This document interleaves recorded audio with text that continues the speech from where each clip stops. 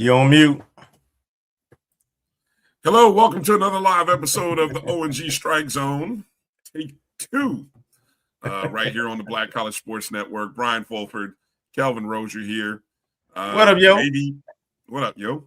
Maybe not. We'll have Marcus Green joining us on the show tonight. Oh, where could Marcus be? But no, I mean, handling business, handling family business. So it is. You know, Marcus will be joining the show. Hopefully at some point. I know he left us with a bunch of notes.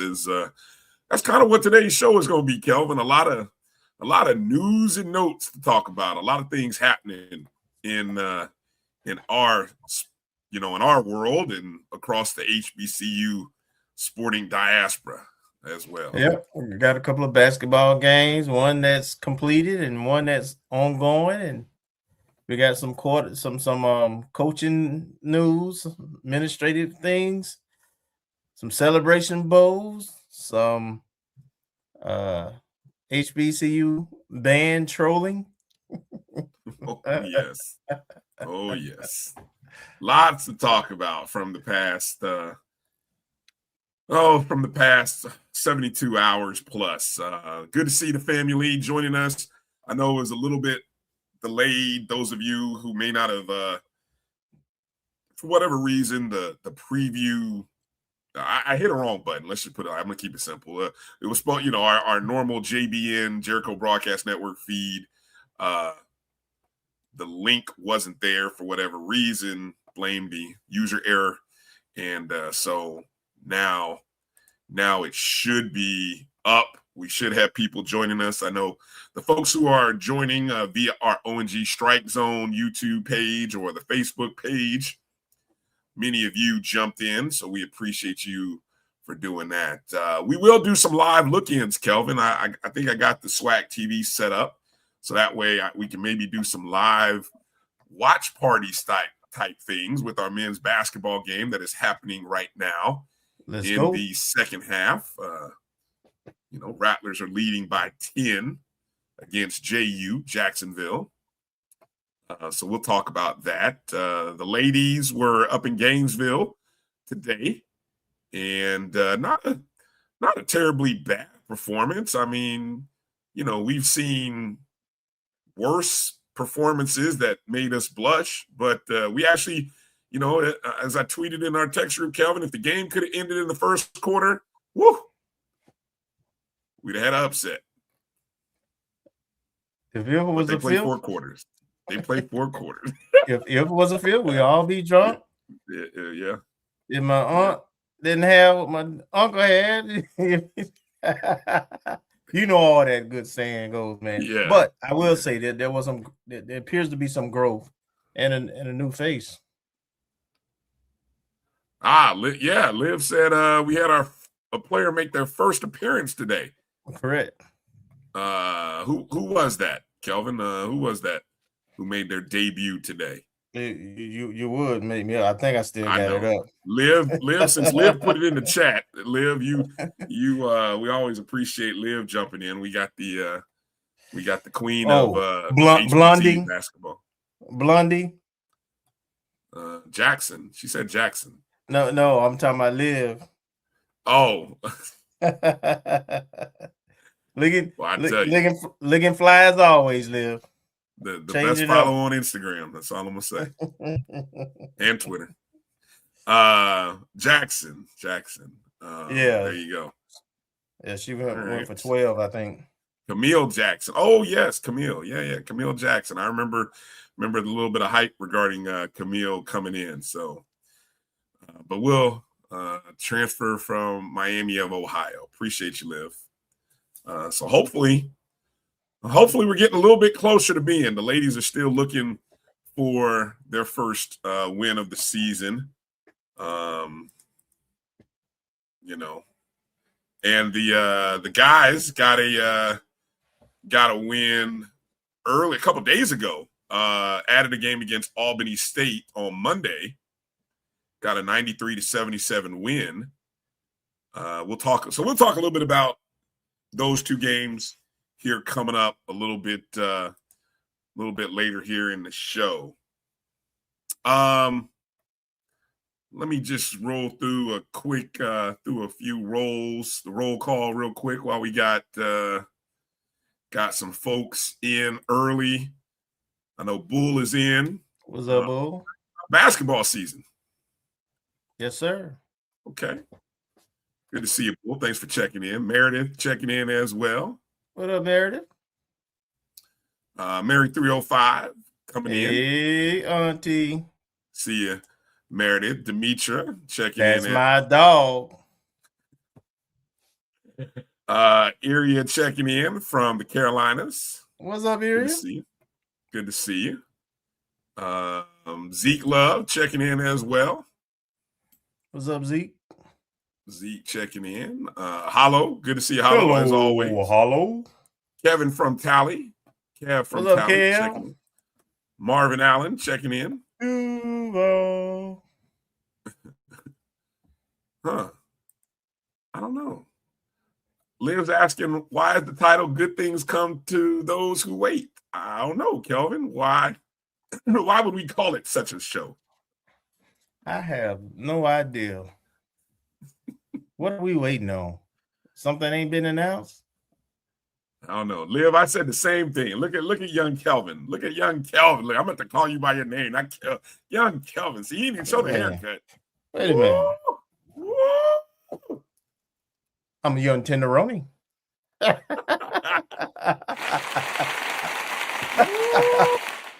Young Kelvin. Okay. See? Yeah, see, exactly.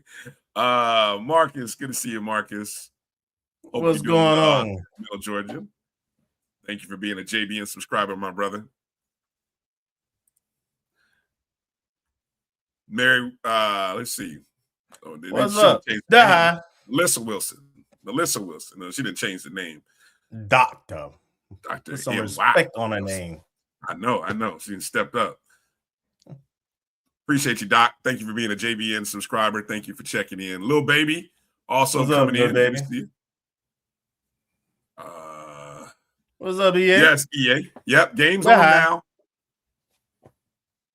You know, it's a little bit closer since the last time we talked. We might have to do a live jump in here in a second. Once we see I stopped watching and what happened? I don't know. Maybe I looked up. It went from a 10-point game to a 5-point game. I'm like, oh Lord. Let me see. Liv says the men are still waiting on a piece to come back from injury. Correct. Well, they shot the lights out of the ball yesterday, though. Monday. Absolutely. Yeah, I was there. Yes, they did. Good to see you, Edwin Moore. What's up, Edwin? Instigator in the house. No grumpy B tonight, baby. I'm heading to Vegas. Vegas, baby. Vegas. I'm out of here. I'm out this joint. I'm excited. Kelvin, you realize it. Just remember, you got a job to do. Don't say it. Yes, I know. Don't say it. This is actually my first trip to Vegas. No lie. Really? First ever trip to Vegas. Okay. Yeah. All right. Don't bring more than you need to spend. Look.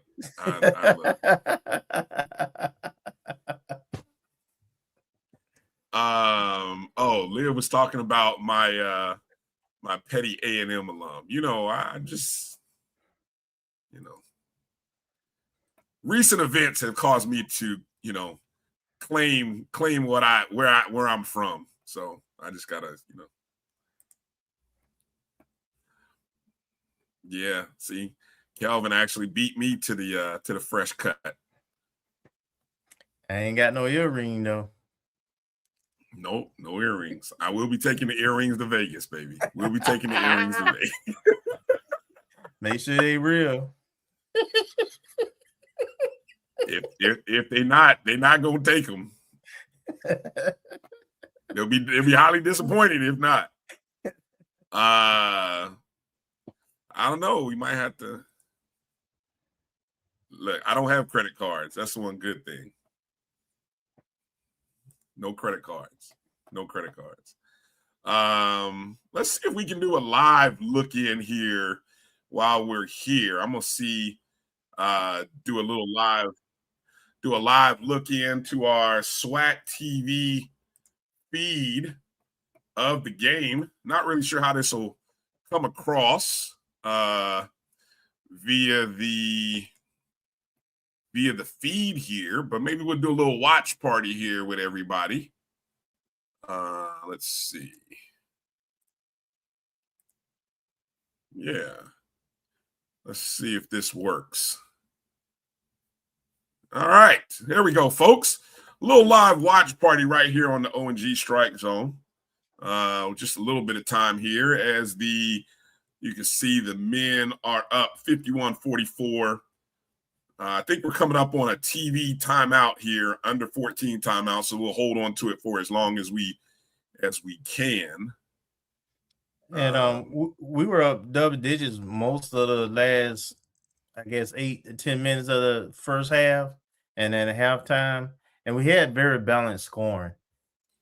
We had I saw 7 players score in the first half, and we had at least 5, I think, that had more than 5 points or more. So, but we had 47. We had 47 at the half, so we hadn't scored a whole lot. You know, we shot pretty good in the first half, but evidently we're not shooting very well in the second half. Yeah, right now we had a 47-33 lead at half, currently being outscored 11-6. In the ball game, we're shooting 52.8% from the field, 5 of 11 from behind the arc right now, 10 of 14 at the free throw line. Turnovers down, only 3 turnovers in the half. I mean that right there. Love that number. Only 3 turnovers right now. There we go. Liv dropping some score numbers right there. Appreciate you, Liv. Now, we already played Jacksonville earlier in the year. That was a game, I believe, Kelvin, we let it slip out of our hands in overtime, correct? Right. We had the lead. I mean, well, it was tied, and the big guy, Ndamo, went to the line with like 1.8 seconds left with 2 free throws, and he missed both free throws. And so went into overtime, and we lost in overtime by 2.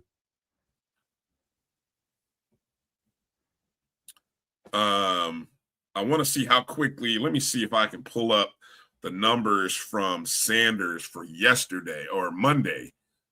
Because was it? No, wait a minute. It was Chapman. Chapman. It was Chapman. Yeah, who went 7 threes. Yeah, 25 points total, 7 threes in 34 minutes of action. And depending upon what he does tonight, definitely he's going to be up for running SWAC Player of the Week. No doubt. That's him and Sanders' role, I think, on his team. I think they're starting to figure out what their roles are. Bowden and the point guard, that's their game, right? The Baker. That's their game. They're slash guys, short range guys. They're not 3-point shooters, but they're very athletic. And then Sanders and Chapman, even though Sanders can put it on the court and drive because he's a really big 2 guard. But yeah, this team needs him to be a consistent 3-point threat.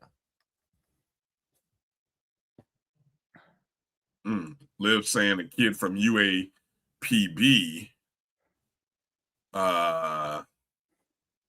might give Chapman a little run for that Player of the Week role.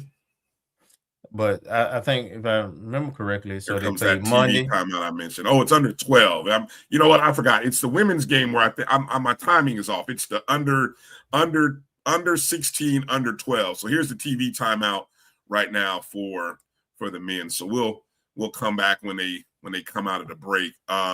We had a game Monday, we got a game tonight, and then we have a third game this week. So I think Friday or Saturday. So let me go back while we're mentioning here. We talk about that game on Monday again. Rattlers took on Albany State.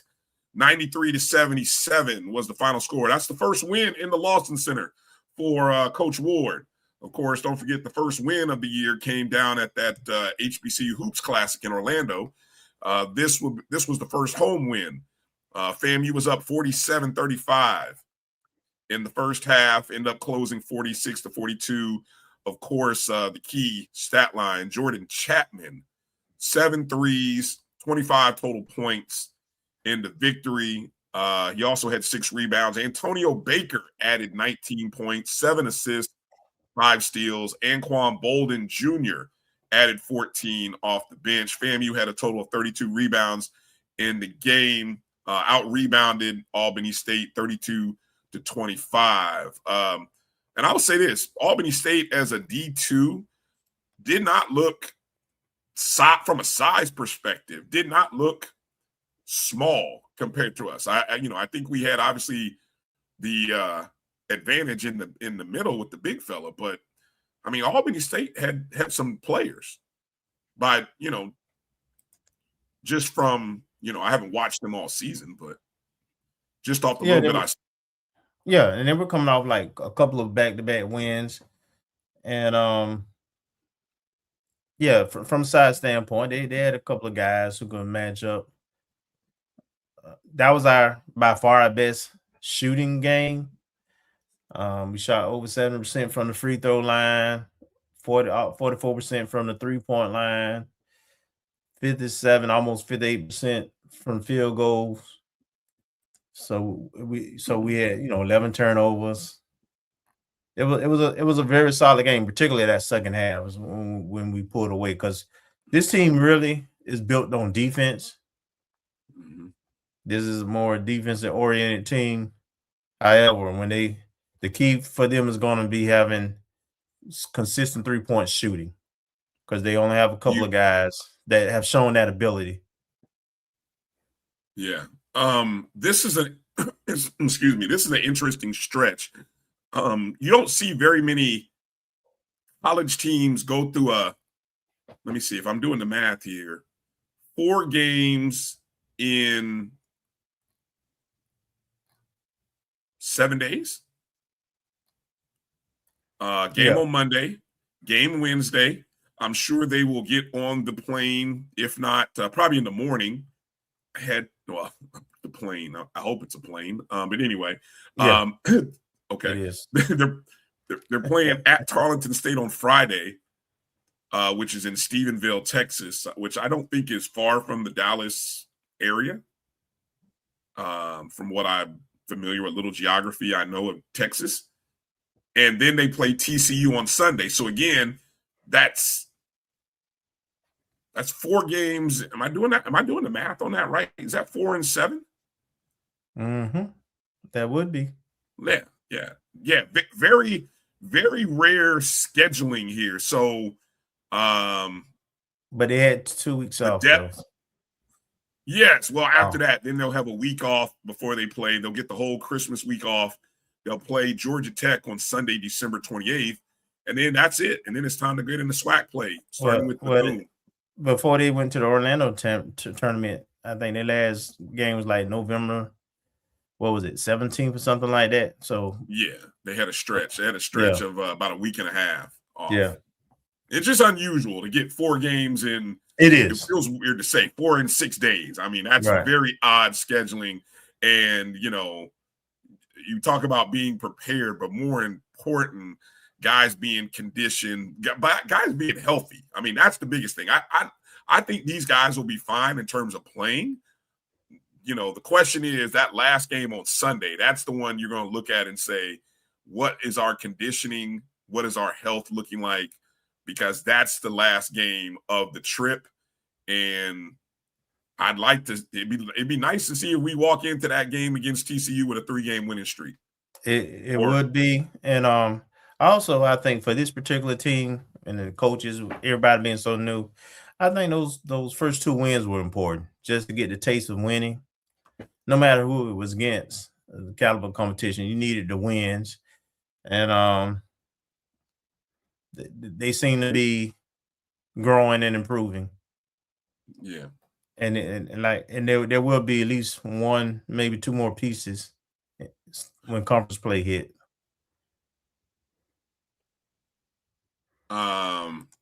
Conference play begins January 3rd in Daytona Beach. Now, in a the SWAC season actually, Kelvin, starts January 1 because again they go to the Thursday, Saturday, Monday scheduling. So the women are playing Thursdays and Saturdays. The men play Saturdays and Mondays. So January 1 is actually the start of the season. New Year's Day? Yeah, exactly. Wow. On a Thursday. Now, we don't play. Our women don't play, though. Our women actually start their season on that Saturday in that doubleheader at Bethune. Right. Liv said it's a HBCU Go game. The doubleheader will be featured on HBCU Go. So, that place was a house of horrors where last season we went to Bethune. We just gave away games. Yeah. We'll look to. I'm gonna look to try. What time is that? Oh, it's good. It's late afternoon. Because I know I got a little thing to do here around school. But we'll have to organize a little tailgate over at Bethune Grill and rally the troops. We need to call them all Rattlers. Be in the house. I think I'll come down for that one too. Yeah, there you go. Yeah. All right. We'll come back to more of the action here. We'll stick around for I know the under 8 timeout is coming up here in about a minute. You see the Rattlers with a 7-point lead. Looks like Bolden is going to the line there. I guess we can mention, I don't want to leave it out while we're talking basketball. Let's go ahead and mention a little bit of that women's game today. Of course, the Lady Rattlers still looking for their first win of the season. They now talk about being off. They've been off for 15 days. Their last game was that game against Jacksonville at home where they lost 70-63, a game that we had the lead and lost late. So they had 2 weeks off. I'm sure, just practices and finals. And we actually came out looking pretty good there in the first quarter. Had a 19-14 lead at the end of the first quarter at the University of Florida in Gainesville. Wish that game had ended right there. But the second quarter started. Florida outscored us 24-7 in the second quarter. Going to the half with a 38-26 lead. Very competitive third quarter. We were outscored 17-14 in the third quarter. Florida brought it home, outscoring us 21-11 in the final quarter. Cornelia Ellington led the Lady Rattlers with 13 points off the bench in 22 minutes. Camille Jackson, in her debut, 12 points on 4 of 12 shooting. So she looked good. Still the turnovers were a bugaboo. 18 of them in the game for free the throws. 13 of 24. Missed 11 free throws and then 32.7% field goal shooting for the game. Yeah, 17 of 52, 4 of 11 from the 3-point arc. So, but it was the fourth quarter got away from us, but for the first 3 quarters, I thought we competed well. The second quarter, we had that scoring spell that we tend to have every game on the women's side where we don't even get the double digits in points.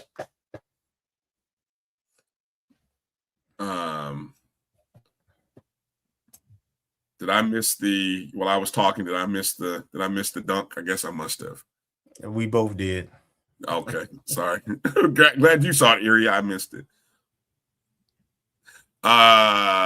Edwin, I am not committed right now to calling any basketball games for FAMU. Any basketball games that I call will probably be via the Black College Sports Network. So, yeah, that's kind of where I'm at right now. But all right, under 8-minute timeout, 7:15 remaining. FAMU with a 62-54 lead. This one's going to get closer before. Now, back to the real quick, Kelvin, for the women. They've got 2 remaining games before conference play starts. West Georgia, which is at home. That's this Sunday. Home game in the Lawson Center, Sunday, 2:00. I got a good feeling, Kelvin. I think that's going to be the first win of the season right there. Got a good feeling. Fingers crossed. And then what my dog say? What did Liv say? What did Liv say? No, Mitra. Uh-oh. Wait a minute. Did that she hadn't said anything. Oh, okay. Publicly. Okay. We'll see. And then a week, almost a week after that, coming out of the Christmas break, or Christmas week rather, Monday, December 29th, back in the Lawson Center, they'll take on Southeastern University out of Lakeland, Florida. That game will be played in the Lawson Center as well. Just got to continue. So two home they games. Need to win. They need to win. They need the confidence. That's it. I think they need 2 home games. They need 2 home wins before you get ready to jump into conference play. I really want them to get those 2 wins. But it makes it so much tougher walking into that game at Bethune with the loss. Let me see.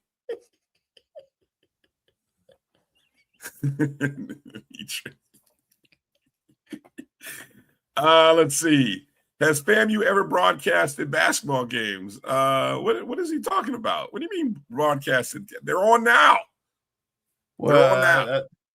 They're on SWAC TV. When they're not part of they're not part of HBCU Go or the ESPN, but they did broadcast from time to time, not consistently, but from time to time with Rattler Plus and the FAMU website. Oh, radio. Thanks for the clarification. It's been a lot. You know what? Back in the day, Kelvin, they did. Yeah, they did. Back in the day, it would sometimes be broadcast on WAMF campus station, which you can pick up in Tallahassee. Right, and I would love to. And they online too. So I would love for it to come back. There is still a opportunity. There's an audience out there.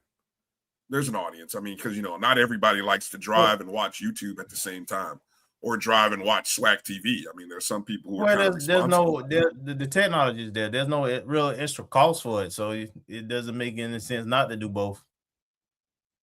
Gotcha. All right, let's step away for our first break of the show. And while the men's game begins to wind down, we'll get into other news. We'll talk about the big news surrounding the FAMU football program, or maybe the news that we're all waiting for, as well as some reaction to the Celebration Bowl. 10 years of the Celebration Bowl. Kelvin, there is still only one school from the SWAC that has a perfect 100% record in Celebration Bowl appearances. I wonder, can you name that school on the other side of the break? I bet you could. Absolutely. The number 1 public HBCU.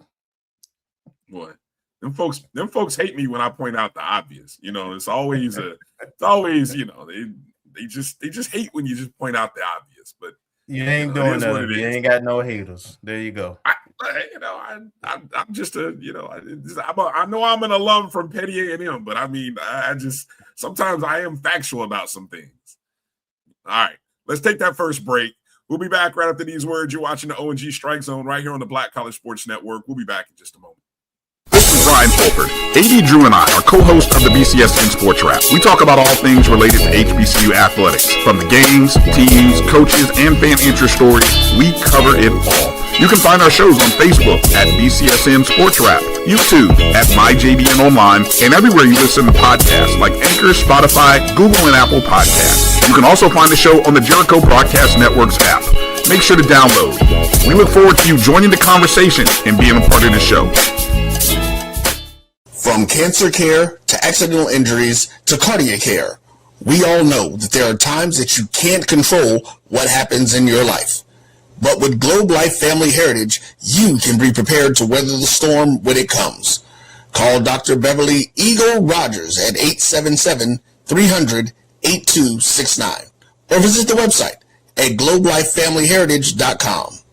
With over 25 years of serving communities, Dr. Beverly Eagles Rogers is here to help you and your family through difficult times. Dr. Beverly takes pride in Globe Life being one of the few companies that returns 100% of premiums to clients that stay healthy.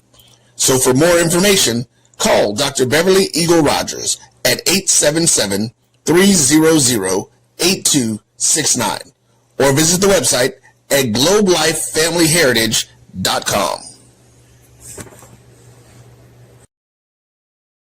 Into these colleges, and we have to fund our kids in these colleges, and we have to make sure our kids have seats in these colleges. Now, what about HBCUs? You mentioned absolutely. You got to fund them all, and you got to make sure they're properly funded. You know, the real reason why I went after Comcast and Charter, it didn't have anything to do with my cable networks. It didn't. What happened was a gentleman wanted to do the Black College Sports Network in partnership with the HBCUs. And Comcast did not accept it. And that would have made a lot of money for these black colleges. Absolutely. And it would have educated the Black College Sports Network. This is what he wanted to do. That would have educated a lot of black kids. And when they didn't do that, that's when I came off the bench and said, okay, I'm going to light you up like a Christmas tree. Okay. That was the real reason why I got into it, was when I saw what happened with the Black College Sports Network, which I don't own. I just knew. Why didn't you buy it? I just knew. I just knew that these black. I like that talk. All right. I knew that these black colleges were going to benefit, and these black kids were going to get the education that they deserved and not have to pay. There's a shot. To right. It could be. Right field. Grand slam. What a shot. That's how you get hot, young fella. Thank you guys for what you do for HBCU athletics. This is a fantastic avenue for all of us. This is our ESPN, so we love what you guys do, all you guys at BCSN. We really appreciate what it is that you guys do for us. For over 30 years, HBCU Image has been more than just an apparel store. We've been a movement, a statement, a legacy. We celebrate the pride, the purpose, and the culture that make historically black colleges and universities legendary. HBCU Image, a Kenny T's company.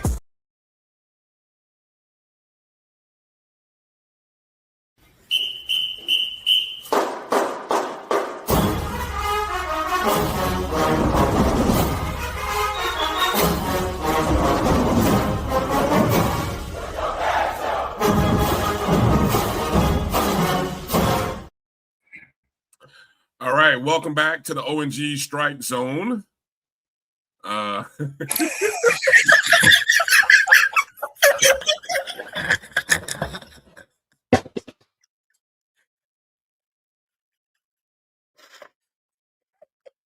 Oh man, Kelvin Rozier, Bryan Fulford here.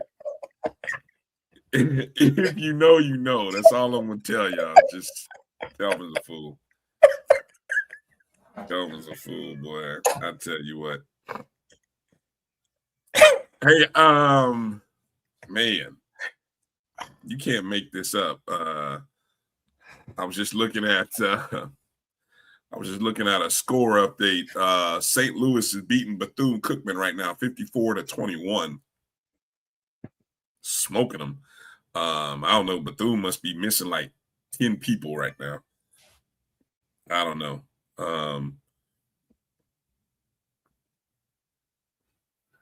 Looking at let's see.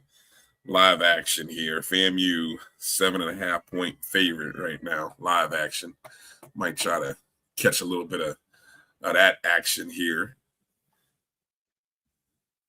See if FAMU can hold on to this. I'm feeling a little froggy with the Rattlers tonight. We'll sprinkle a little pizza money. Gotta get ready for the trip, Kelvin. I might need as much extra as I can get in my pockets. There you go. Yeah, need as much extra as I can get. All right. Well, oh, come on. It's always something technology. Celebration Bowl 10 in the books, Kelvin. South Carolina State in 4 overtimes, the HBCU national champs with a 40-38 victory over Prairie View A&M. SWAC, we say our because we are SWAC now. Our 2-game winning streak comes to an end, and the MEAC gets their 7th out of the past 10. What were some of your impressions of the game? It ended up being a classic. Not quite sure what Prairie View was thinking going in, opening up that second half. I mean, you got a 24-0 lead, 21-0, whatever it was. 21-0 was the lead at half. It's just and by with about 6 minutes left in the third quarter, it was 21-21. It happened lightning quick. They got fancy in their own side of the field in the red zone and tried to trick play and fumbled it, and South Carolina State recovered inside the 10-15 and scored shortly thereafter. And then from there, I'm not sure exactly what Prairie View was trying to do. I'm assuming maybe they was trying to run the clock, but they were successful throwing the ball down the field in the first half. And I think what you saw was a team that is not used to in a big game putting teams away like that. And the moment might have got a little. Once South Carolina State scored and came back and scored again, they might have got a little tight. Yeah. And then they had so many opportunities to put the game away. A couple of missed field goals. They just found ways.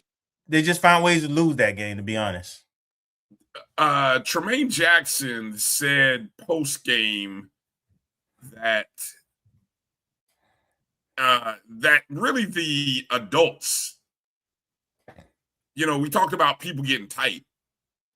He kind of insinuated that it wasn't the players who got tight, but maybe more so the coaches, like his coaches. You mentioned play calling, and a lot of people were questioning some of the play calling. But it did seem like the play calling changed and got a little tight. And then all of a sudden, when it did get tied up at 21-21, then all of a sudden, you went back to doing what you were doing. But by then, you had kind of opened up Pandora's box. He was in a dogfight.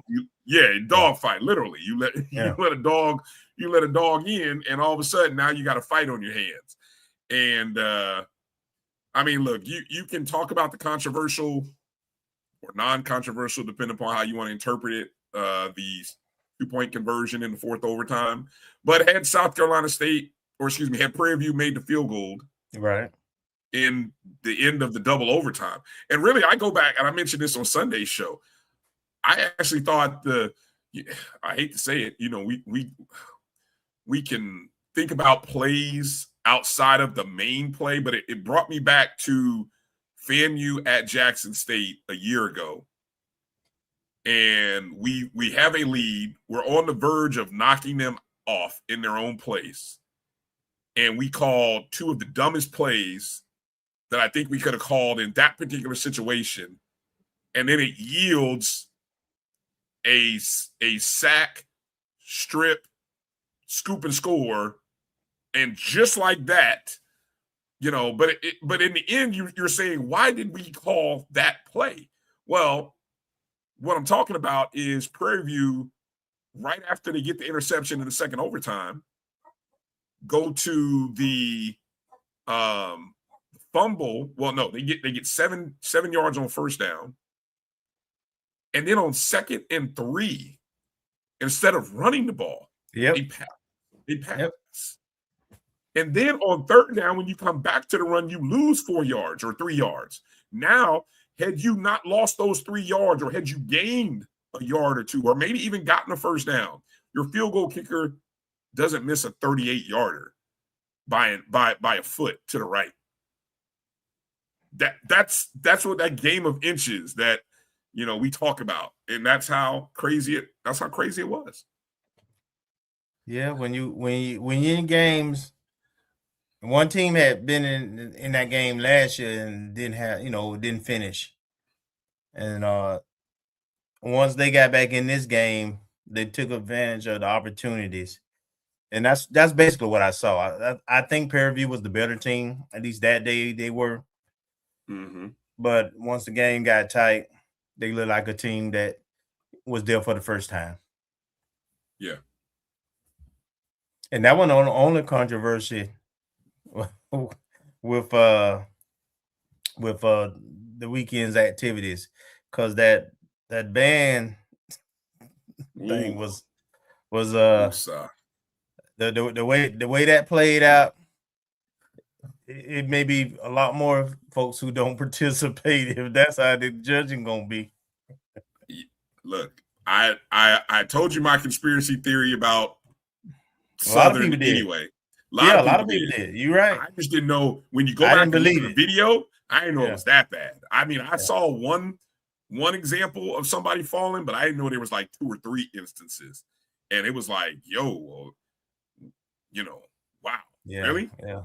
So as safe and players conservative falling down, Simba players all out of line. Yeah, I've heard the Hundreds performance called safe, conservative, a repeat performance, but for all of that, it was flawless. There was no mistakes. Yeah. The lines were straight. That's all I'm gonna tell you. It was a lot cleaner for sure. Yeah. So, the better band won. Okay. All right. You hold on to that.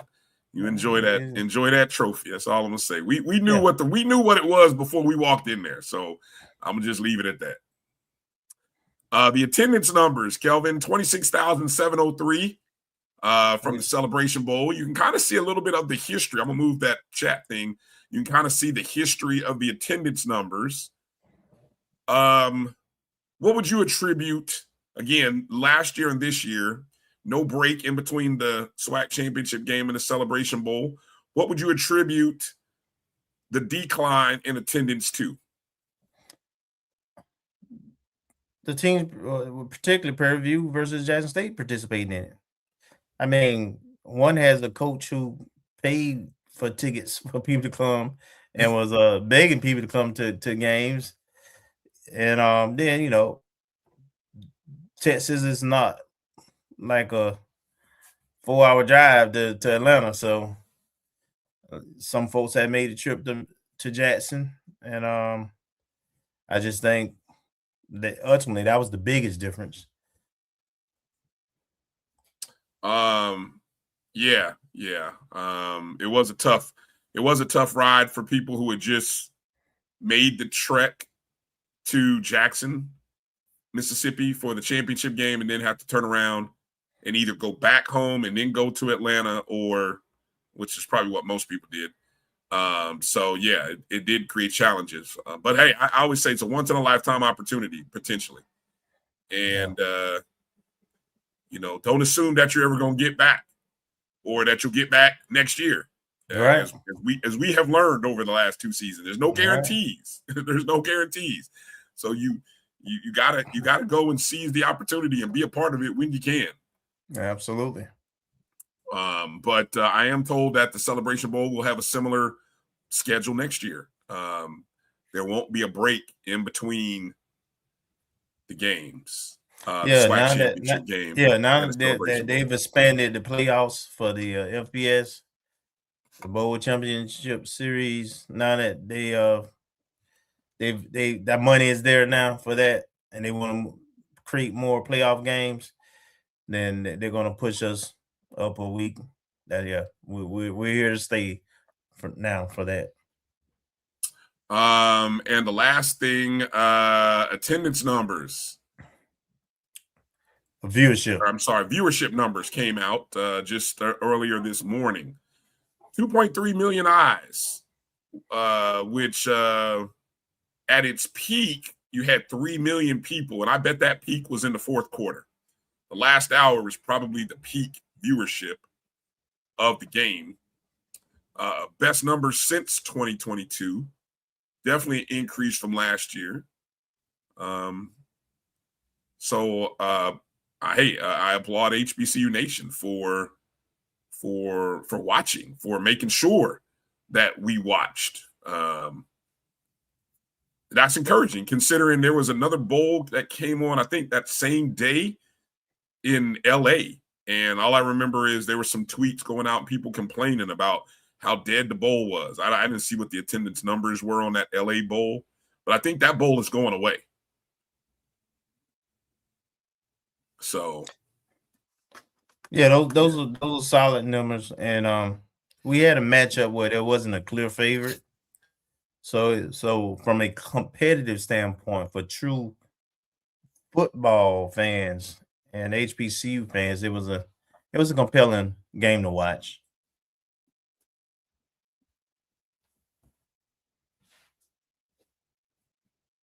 live peeking, hit minute 25 to play.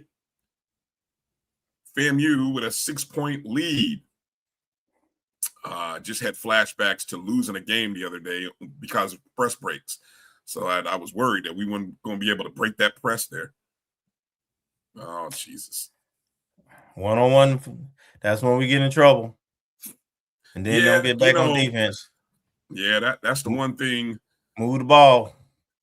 That offense, the way that 5-out offense, it's a lot of dribble drive. And if you're not very sound, it can be a recipe for a disaster. Looks like they called an off-ball foul with 48.8. So now we got to make some free throws. Yeah, I make free throws now. I make some free throws here down the stretch.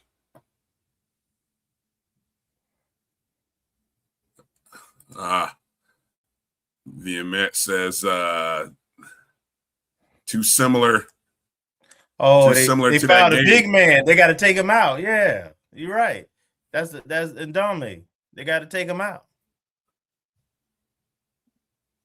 He's a liability at the free throw line. They intentionally fouled him away from the ball. And he just missed 2. That's what he did last game.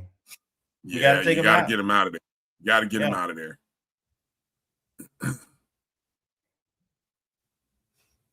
Appreciate your input there. Watch JD TV. Get him out of there. They'll foul him. Get him out of there. They already did. They just fouled him. Jesus. All right. So wasn't flawless, but we should have won. Okay. I'll take your word for it. No, I didn't say we were flawless. I thought we were, from what I saw. But like I said, I don't know what I'm looking at. I'm just watching it. I'm just watching it as an SU was bad though. Their mess ups were glaring. Let's put it that way. Yeah. 31 seconds left. This is. I know they got him in for rebounding because JU got the 7-footer in, but I just don't know if it's smart to keep him in there and he can't make free throws. Yeah. They're going to keep fouling him. Of course. That's the strategy. I mean, they know from the last game. Yep. And his confidence is just gone at this point. He's just praying when you throw it up there at this point. Yeah, you can. His teammates trying to encourage him. You can encourage, light a candle, and pray for him as much. Yeah. But he need to be next to the coach. Yeah, Geez, 4 straight misses, and then we just committed a foul. No. Did he call foul? Or did knock it out of bounds? I think. Okay. All right, they Still got no him out. substitution. Did Yeah, they get him they got out? him Okay. out. Okay. I didn't see that. I didn't see him come off the Hold floor. on, let me make sure. Yeah, they got him out. Okay. Shirley's in playing as a center now. All right.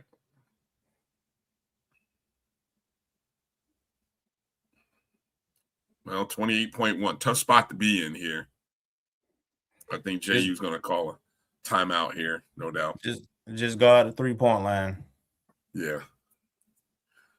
All right. Well, I wanted to get into a couple other big news, but I know this game is coming down the stretch, so I don't know. You want to get into let's quickly mention what we can. So obviously, the big news is circling around the next head coach at Florida A&M, right? No, there has not been an official statement yet, but the dots are starting to connect themselves.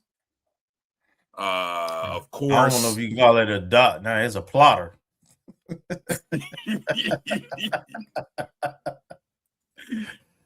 The first plotter or the first big bullseye in all of this was the announcement by Coach Gray himself to his team at Albany State that he would be departing or resigning.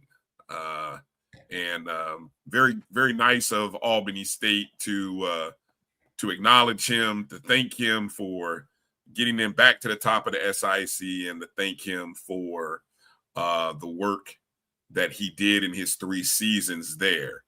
And so there you can see the message from not only from the university athletic handle, but then you also had the AD herself, AD Christine Kelly, in which she says, coaching transitions are a natural part of college athletics, and we are grateful for the standard of excellence Coach Quinn Gray Sr. helped reinforce at Albany State. His leadership impact on our student athletes, our campus, and this community has been significant, and we wish him the very best in his next chapter. ASU football is built on strong foundations. We are positioned for continued success. We will move swiftly but thoroughly to identify the next leader who will build on this momentum and carry our program forward. So that, the latest from that angle. Now, so what does all that mean? Well, another clip or dot that we can connect. University of West Georgia named a new football coach today. Hampton has named a new football coach. Places that Coach Gray is, it's been reported, rumored that he interviewed at both vacancies over the past week. Those positions have been filled.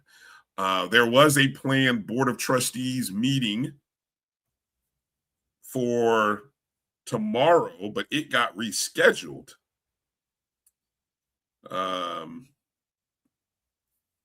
Recently got rescheduled to next Thursday. No, Tuesday, the 23rd. 23rd. Yeah. Right. which is a Tuesday. I don't know about no one's meeting after Christmas. And of course, good friend GT3 Gerald Thomas III has a story here. Let me see here. Final seconds of the game here. Looks like FAMU leading by 5 with 1.4 seconds, going to get fouled. So we'll get a chance to close that game out. The men's game there in the Lawson Center. I had the article. Let me see if I still got it, because I know, with the TDO articles, if you don't pay for them, you lose your access. Gerald got a quote from President Marva Johnson I had it up earlier, and if I'm not mistaken, in the article in the Tallahassee Democrat, she said she's hoping to have a contract Coach's in contract. place, a coach's contract signed in place by Tuesday's Board of Trustees special meeting, which will feature, which on the agenda has her and interim AD Michael Smith on it. So, Kelvin, what can optimistic Rattlers take away from all of this? Just don't FAMU it up. I mean, it's obvious what the play is. We just need the I dotted, the T's crossed, the ink dry. So that we can do a show Tuesday night or Wednesday, whichever one we're gonna do. Tuesday night, we got to do it Tuesday. If it's approved announced Tuesday, we got to do it Tuesday.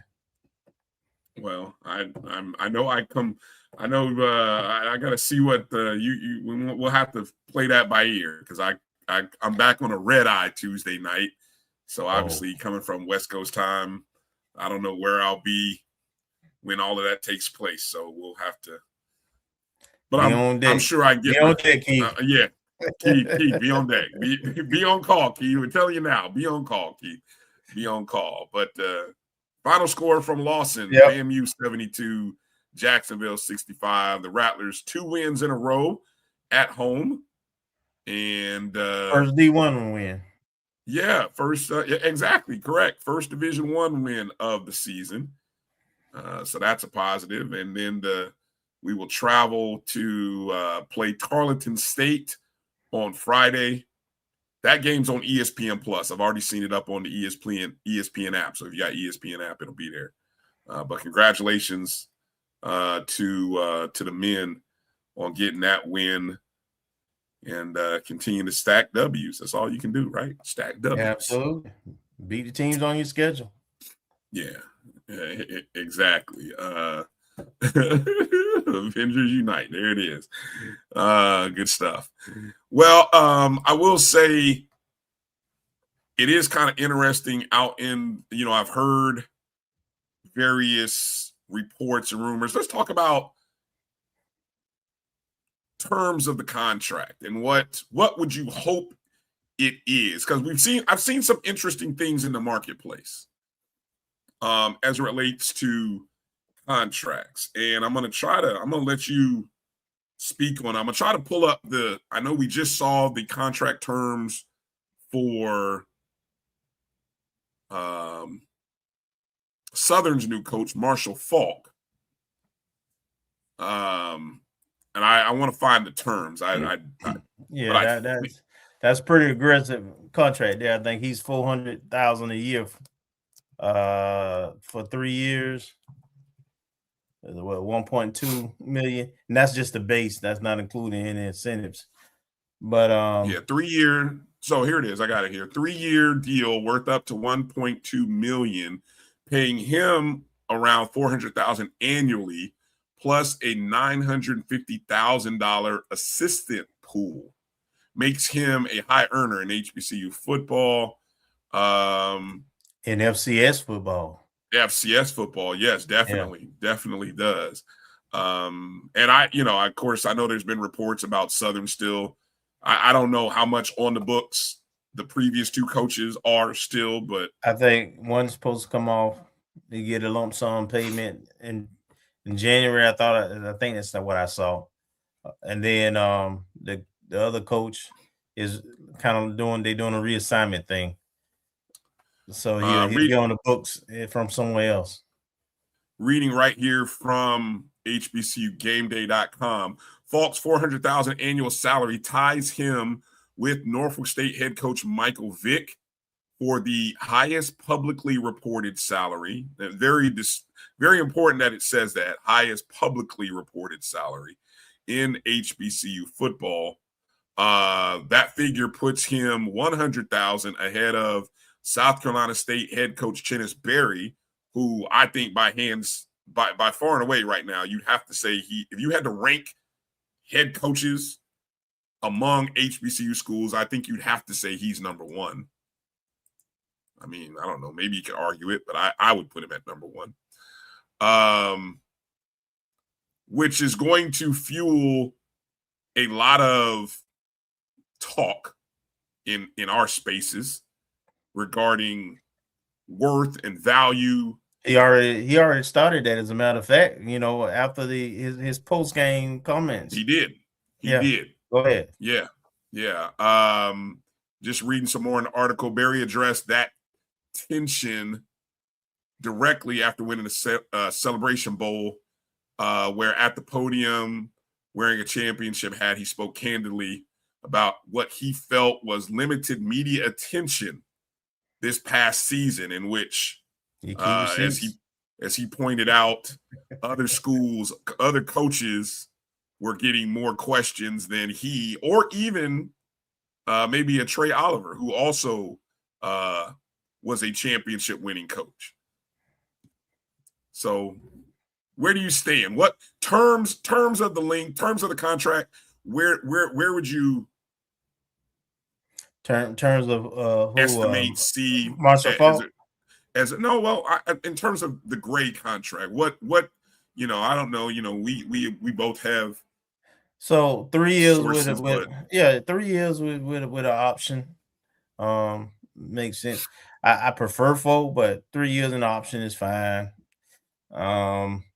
With a base probably around 265, I would think. And the typical terms that be in those kind of contracts, your morality clauses, bonuses for assistant coaches, as well as the coach based on APR performance, championships, bowl games, pretty boilerplate stuff. This doesn't need, to be anything too extreme. What would be extreme to you? I mean, because I really think, I'm gonna tell you, I really don't want to see just a 3-year contract. I really would prefer to see a 4-year with an option for a 5th, personally. I said I would rather see a 4-year. Okay. But 3-year with an option, it can work out the same. Because here's my bottom line.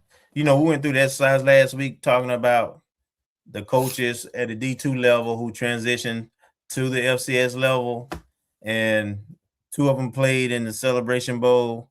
Both made it their first year. Yep. So everything projects positively with the Quinn hire also. So I don't worry about it. He's coming very prepared, credential. He didn't miss it. What I like is he didn't miss a step in his coaching step. So, he was head coach at Andrew Jackson in Jacksonville, starting back in 2010 or 11. He'd been a head coach at high school level at least 7 years, because he was at Lincoln and Tallahassee for 3 years also. He's been an assistant head coach and an offensive coordinator, as well as QB coach at FAMU for 3 years and 2 years. And then he's been at Alcorn State as a coach. He's been at Memphis as a quality. So, he played 7 years in the league. So he checks all the boxes. And a lot of that history is also successful history. And then what I really think translates well, we talked about the other 2 coaches who played in the Celebration Bowl that came from D2 from the SAC, and what their record was in conference. And I just noted his conference record was 20-4. He lost 4 games in 3 years, including his first year. He was 6-2. Everybody else was 5-5. Somebody was 1-9. Somebody was 5-6. He came in year 1 in the conference though. 6-2, repeated 6-2, and then went undefeated. So we got it right. We got it right. And I like the process from the standpoint with no committee and all this positioning and jockeying. And I think part of the reason for that, frankly, is I think this process of having 2 or 3 candidates already in mind kind of lend itself to expedited process. And for us, this is the expedited process. Because Yes. we can remember how previous searches have gone and the length it's taken to get there. So a couple thoughts off of what you just said there. I think what we'll be interested to see is, well, first off, I think this is President Johnson's heavy involvement in this, first off. And I do think that her legal lawyer background, making sure things look right and are in the best, when she looks at a contract, she's probably looking at it differently than maybe former or other presidents in their hires, even though I'm sure they had counsel and all that stuff. But when you know what you're looking at and you can project worst case scenarios, I think it matters. I'm curious to see what additions will be in this. I really fully expect the terms to be a little different than what we've seen in the past. I also think you'll see some additional, like staffing. Like we firmly believe that there will be more than just players coming with Coach Gray. We firmly expect some coaches to come with Coach Gray too. I mean, I think the one thing that I like is I see an organizational leadership by him at these other stops. You've seen it at the high school level. You've seen it at the collegiate level. Here's a man who has shown organizational leadership abilities. So with that said, I firmly believe that there will be people coming with him from Albany State. I think there will be not just players, but coaches. How that messes with our current or other guys, whether some stay, some leave. I mean, we were talking about this offline. Who would we like to see? Who would we like to? We'll just leave it at who would we like to stay? What coaches we'd like to stay. We could talk about none of them on defense. Some of them we won't cry a tear for. We wish them well and hope a new opportunity finds them. We'll say it like that, right? And same with the players. I mean, there's some players that have expressed an intent to get in the portal that we hope that coach gets in with enough time to be able to convince them not to go because of what he's bringing.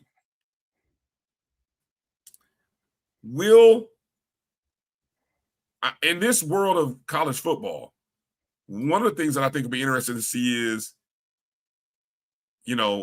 what type of new positions we see. The general manager position, for example, is new in college football.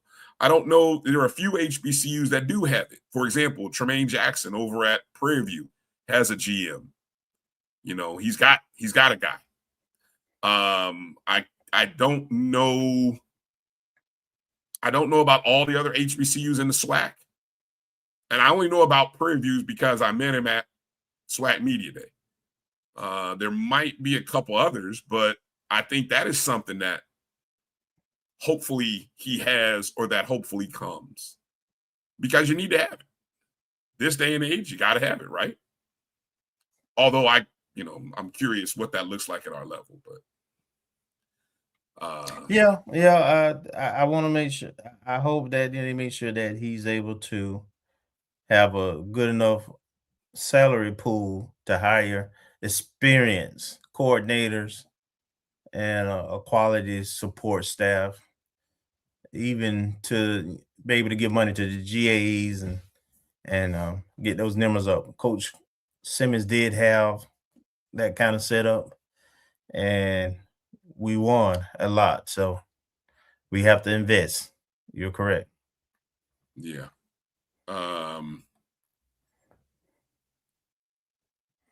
So now another thing that came up in this is, I know, with the whole delay of the Board of Trustees meeting, that people are asking why hasn't it been announced already? And why not announce it if we know that there's a Board of Trustees meeting happen on Tuesday? And that's why I applaud Gerald for getting the quote from President Johnson. She wants the contract signed. And so when the contract is signed and she has it in place, I'm sure we'll announce it. But I also wonder, Kelvin, given what we went through with the Coach Patrick Crary incident, I wonder if there is some pause or hesitation to let's make sure that everybody in that Board of Trustees group is aware of this, is on board with this, so we don't have any 12th hour surprises.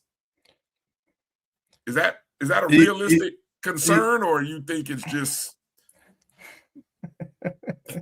So I have a real answer that I'm not going to say, but I will answer. It's less about this hire, right? There's no issue with our coaching contract, and you can read from there. If you read what else being looked at for that board meeting, what's on the agenda, if it's not the coach's contract. I didn't even look at it. What else is on that agenda? I didn't look at it. I didn't look at everything else. What else is on that agenda? Well, there's some program, there's some academic things, but from an athletic standpoint, there's a coach contract and there's a AD contract. Oh, okay. Oh, okay. Ooh. That'll be interesting.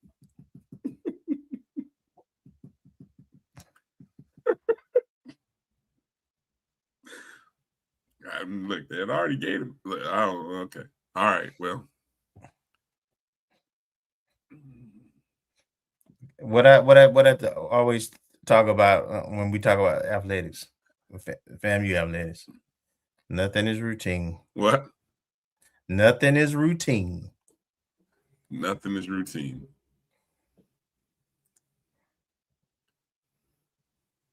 All right. Nothing is routine.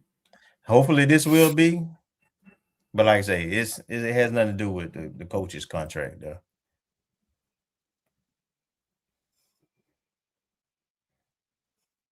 All right.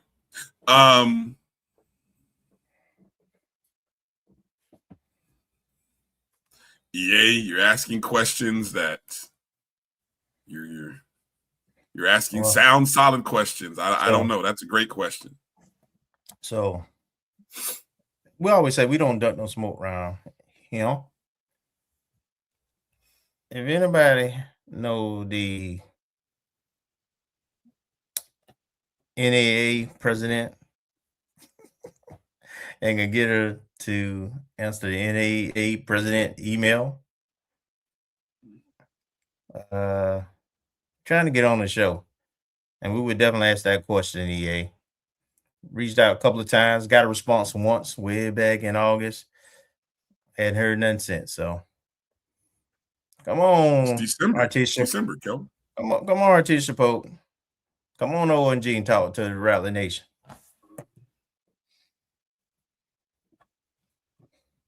Talk to somebody. That's how we do. I guess. With that said, let's take a break. Let's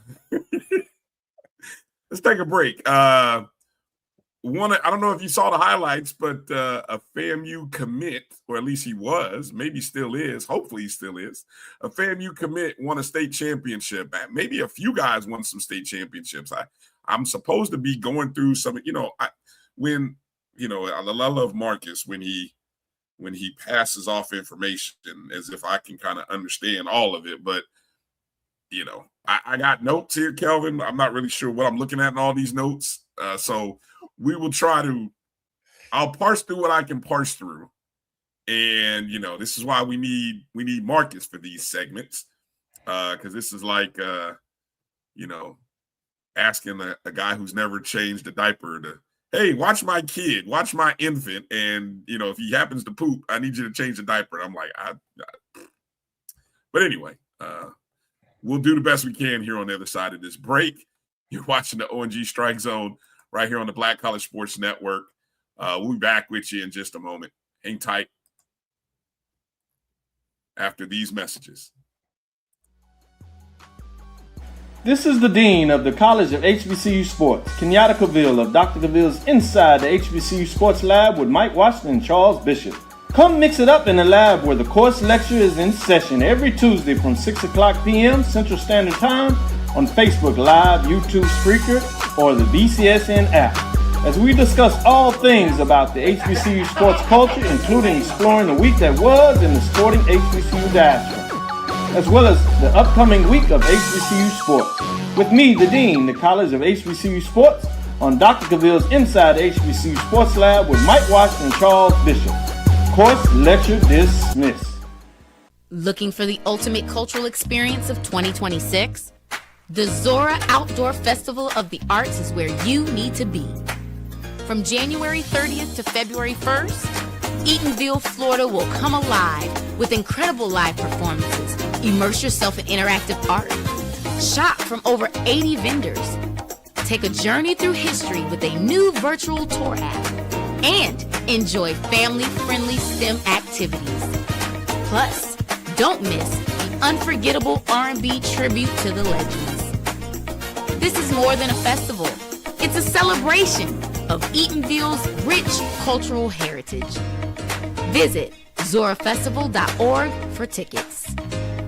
You're looking for the latest information on Southern University sports, the Southwestern Athletic Conference, and HBCU athletics. There's only one place to go. Tune in to the Carlos Brown Show, exclusively on the Black College Sports Network. When it comes to professional learning, teachers deserve better. From the leader in online learning, Stride brings you the Stride Professional Development Center, an on-demand library of mobile-friendly courses that gives teachers choice and flexibility, allowing them to learn anytime and anywhere.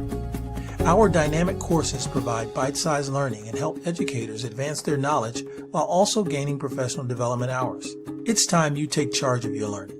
Visit us today to get started. It's never too early to plant the seed, to share the tradition, and instill a sense of pride in your HBCU with your little ones.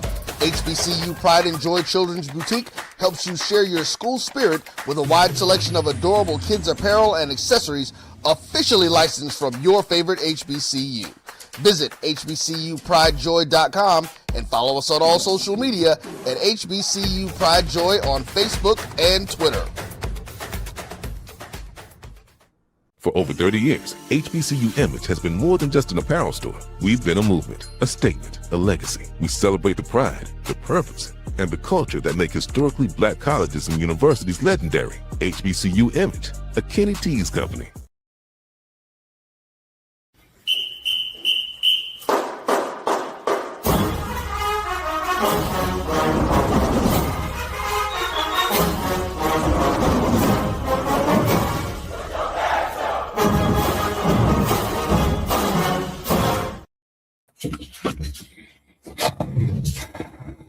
All right, welcome back to the O&G Strike Zone. Bryan and Kelvin. No Marcus tonight, handling family business.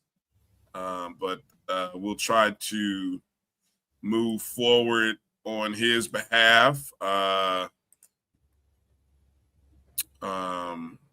hold on. But I was going to, before I go to some recruiting news and some of that fun stuff, let me pull up a bit of important historic news that was released this past weekend.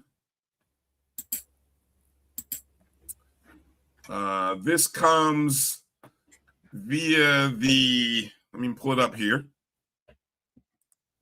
Give me a second, folks. All right, here we go.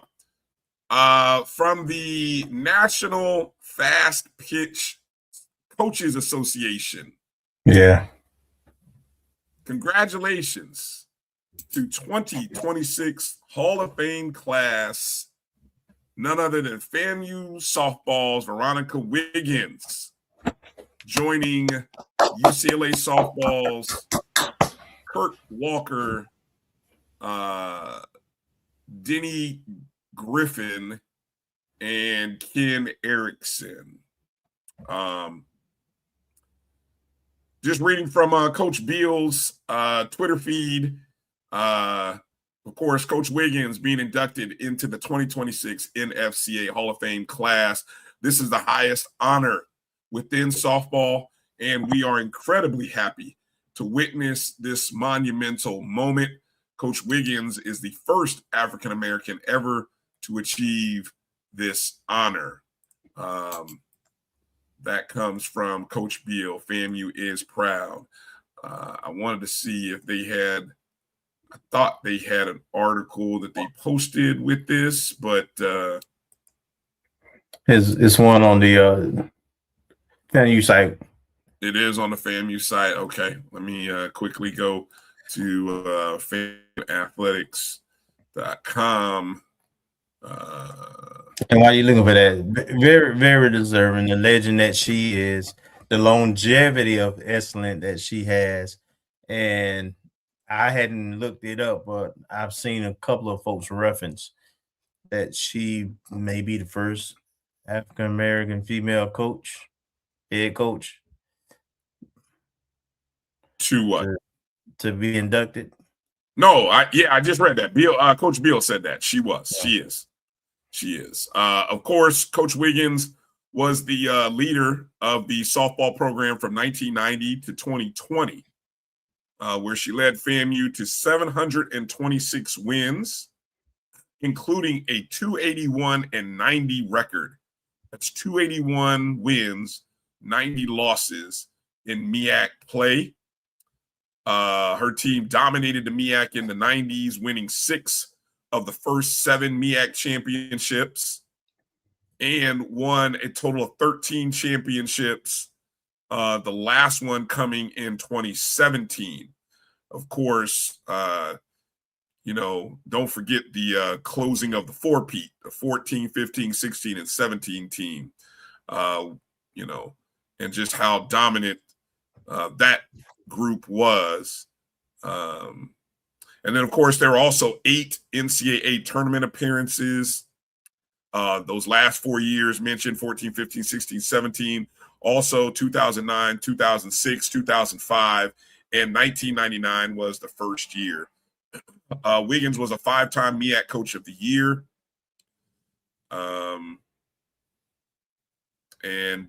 Of course, she began as well. She took over the softball program in 1992 and coached the team to their first winning season in her second year, which also was the program's first MEAC title. She had 12 30-plus win seasons, 2 40-plus win seasons, and the 1997 team holds the record for most wins in a season with 43. Of course, the softball team plays on Veronica Wiggins Field, which was named after her in 2024. She is a Florida A&M Athletics Hall of Famer, as far back inducted in the class of 2006. So again, congratulations to Coach Wiggins being inducted into the NFCA Hall of Fame. I believe the ceremony will be in December, mid-December of mid-December of 2026, obviously. So, yeah, congratulations. So, good stuff. Great stuff. December 11th, 2026. Thank you, Iria. I knew it was somewhere around mid-December. So pretty cool stuff. Pretty cool stuff. Always Atlantic City. So there you go. So those of you, I know the FAMU softball alums will all be making their reservations area. I know her and her teammates will be, I'm sure, booking their plans to be in Atlantic City. It's not a bad trip for a winter road trip. December 11th, 2026. There you go. All right. Hopefully we'll have some good coverage there. We've seen our legends be inducted into the College Football Hall of Fame, Baseball Hall of Fame, now Softball Hall of Fame. It's just adds again to the legacy of FAMU Athletics and why we are one of the premier athletic programs among HBCU institutions. College institution. I don't want to sell them. I'm about to get like Coach Jackson. Be like, we don't play HBCU football. We are a Division I program. We just happen to be an HBCU program or at an HBCU. I think it's something that he said to that extent, but I love those words. Love it. Love it.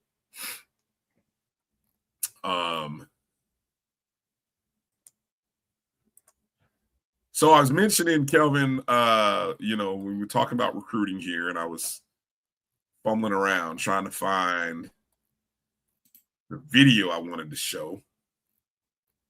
Because this weekend was all kinds of crazy. It was like for pretty much every state except Texas, high school state championships were coming to an end, including in the state of Florida.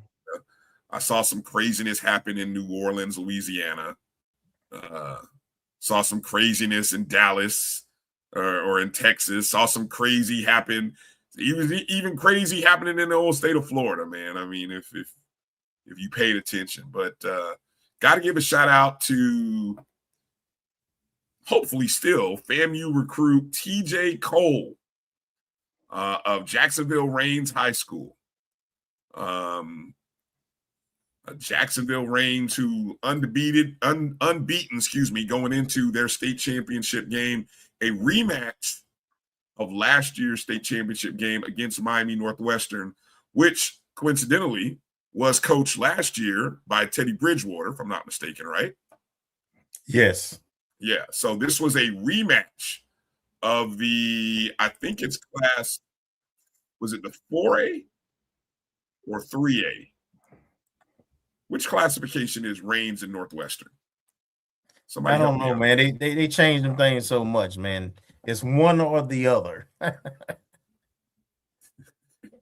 Which one, I can't tell you. All right. So TJ Cole, his team, Rains, unbeaten 13-0 going into this game, going up against an unbeaten 13-0 Northwestern, Miami Northwestern, down 22-17. Down 22-17, 18 seconds left. They had managed to matriculate the ball. Now, this is after Northwestern had just scored this lead. I think there was under 2 minutes to go.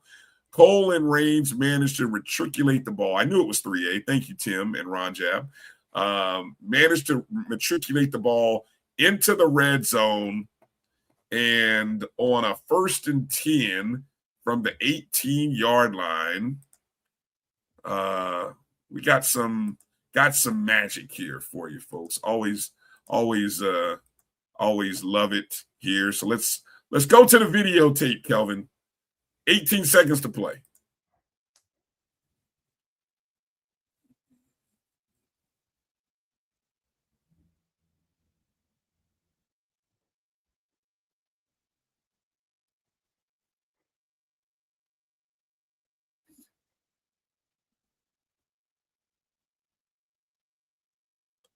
Exactly. Duval. Ain't that a penalty? Which part? Taking your helmet off and throwing it on the ground, coming off the field. Let's watch it again one more time.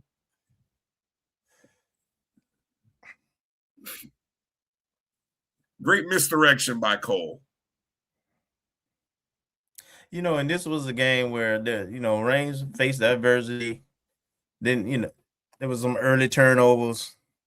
Yo, there were turnovers. There were turnovers by the dozens by both teams. Yeah, but By early it was dozens. Reigns, and then both teams' defense really kind of controlled the game for most of that game. And then we got a little bit of fireworks in that fourth quarter. Yeah. No, we definitely did get some fireworks. So again, TJ Cole was again, he committed, expressed a commitment to FAMU back in late October, somewhere around that time. We'll see how that goes. Obviously, a lot of things are fluid when there's a coaching change.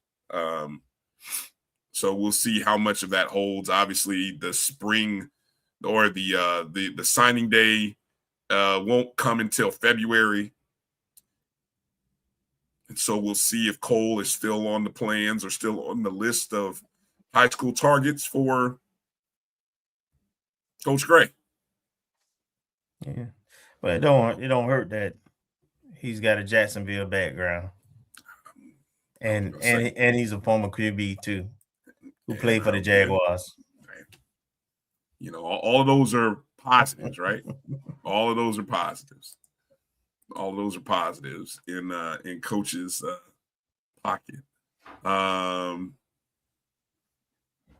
me see what I can go to here in terms of the list of. Well, let me see. Marcus talked about portals. I don't know. Do we want to go through the list of guys who are in the portal or who have expressed an intent to go to the portal right now? Yeah, we might as well run through it. Yeah. All right. I don't know if I show it on this graphic. It's really just words. I don't know if it'll show up very well, but I'll go through the list of names. Let me just go through the list. Might be easier that way.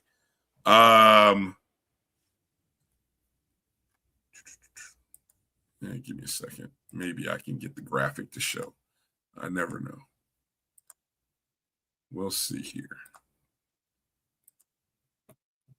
All right, we'll see how good. Yeah, somebody said he had a FAMU sticker on his helmet. So yeah, yes, he did. Marvin, I'd have to pay that subscription fee to read the Democrat, Marvin. But if you have that online subscription, you can always email me your login, and I'll gladly read it. But just saying.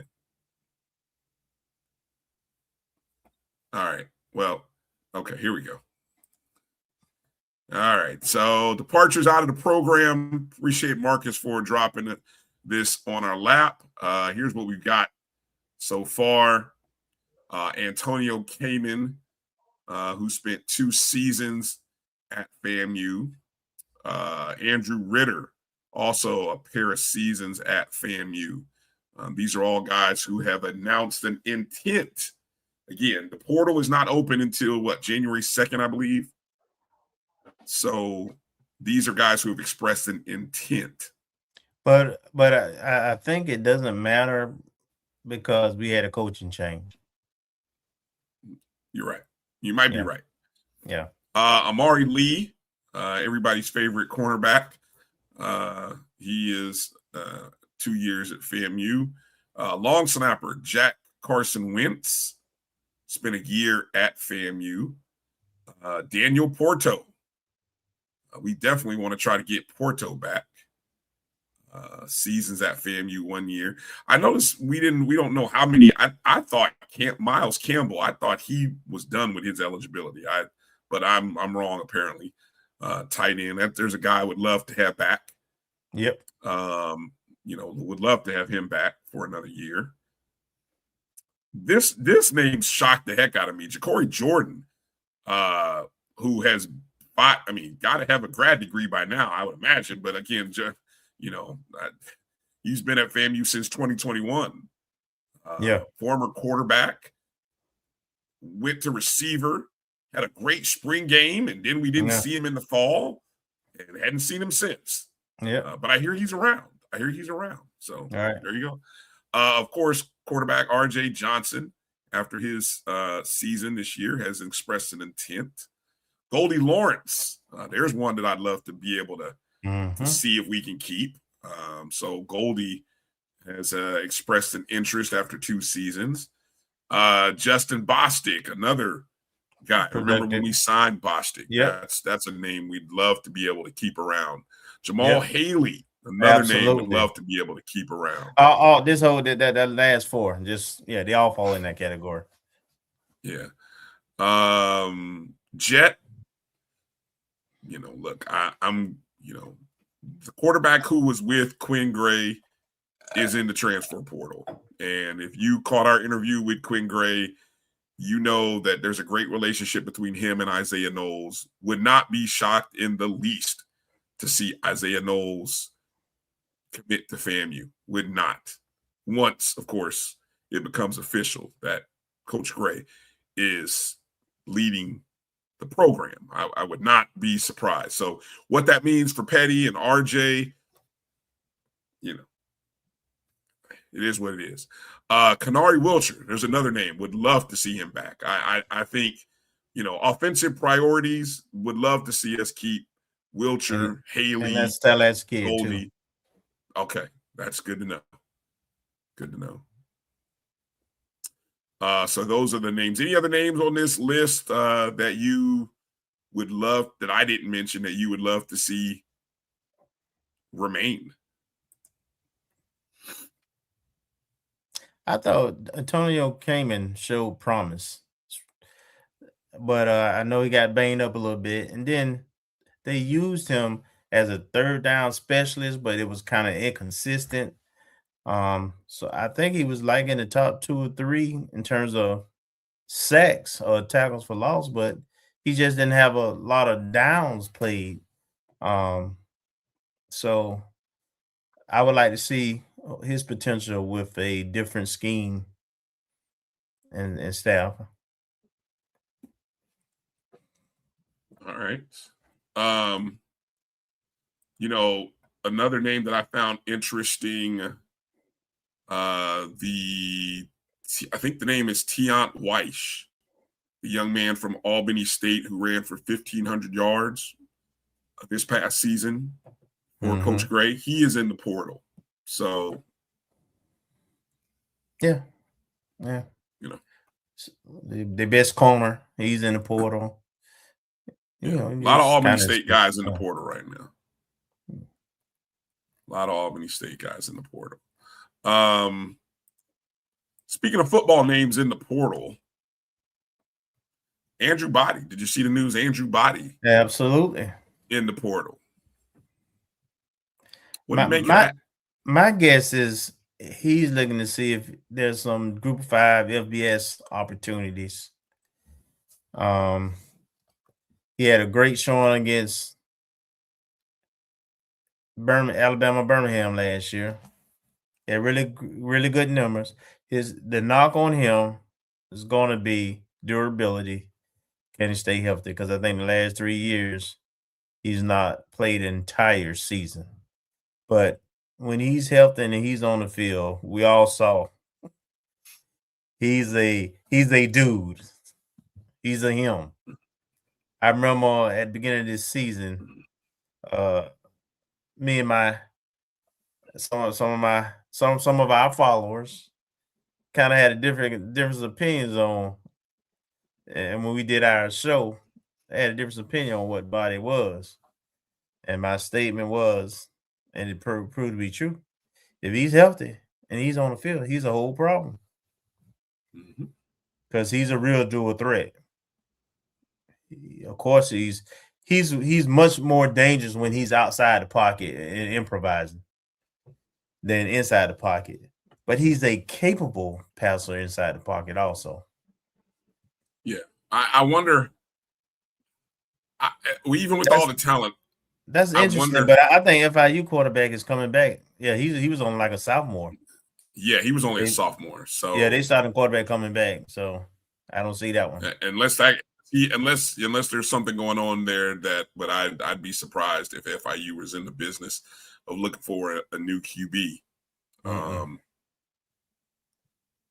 I'll tell you what, I just wonder, like you said, we know what the talent is. We know but after a while, that just, it kind of follows you. And it, the example that Andrew Body follows maybe is a guy like your quarterback for your Falcons, Michael Penix.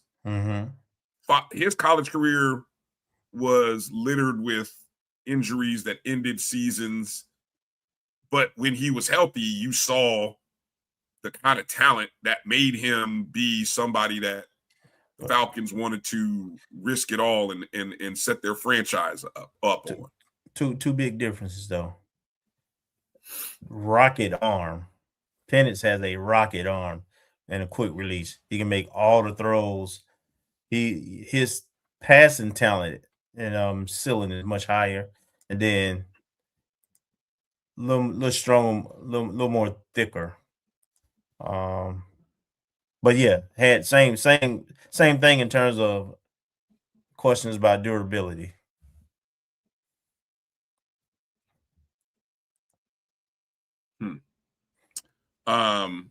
I happened to be catching a little bit of Scotty's show.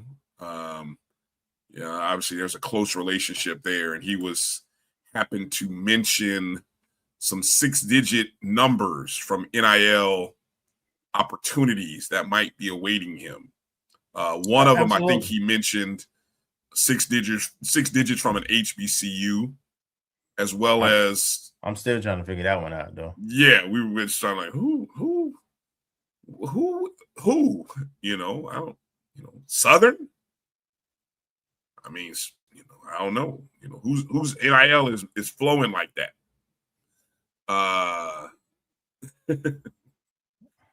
But then there was also, the question is, would a group of 5 P4,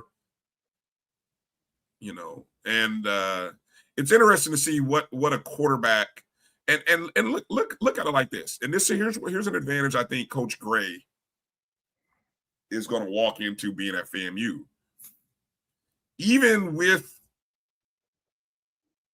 whatever we saw this year from FAMU still had a quarterback that put up the most yards in the SWAC. So which offense produced the most passing yards in the conference? Right? Now you're going to bring in somebody who, assuming that the offensive side of the ball stays in terms of some coaches, former professional quarterback, not only as the head coach, but also maybe as a QB coach / our current interim coach, Henry Burris, so there's a lot of pros advantages to someone who has professional aspirations to come to FAMU. I'm just going to say it like that. I don't know if we have the bag. Who knows? I don't think we have the bag. Yeah, I wouldn't rely on the bag, but but we do know that he was interested when Willie was here before he went to Alabama State. Oh man, tell you what could have been. Yeah. EA, from what I'm told, I know he said I know Bama State has money, and I'm Bama State had said, this came out of Colonel Greg Clark's mouth, that they were going to make every financial intent to make sure their NIL package was right to keep Andrew Body. But he still got in the portal.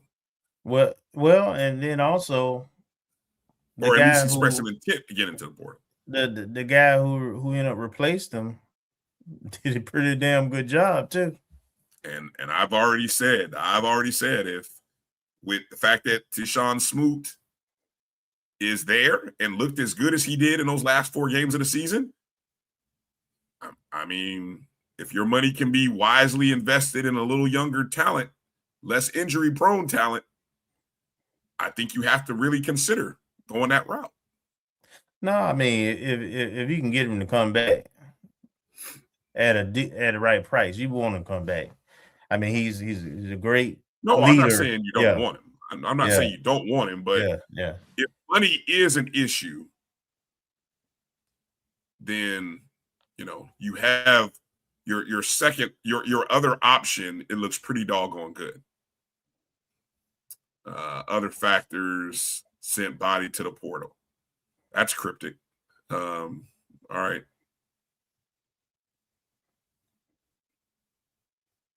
Well, we'll see. We shall see. I'm trying to scan through. I don't know what's what. I think we got a host of. Okay, so I think we've got a host of some Olympic sport recruits that I think I can mention here.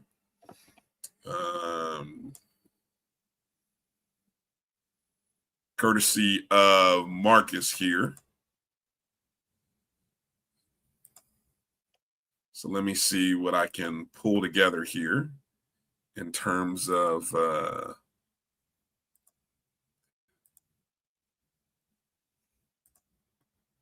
some of these files.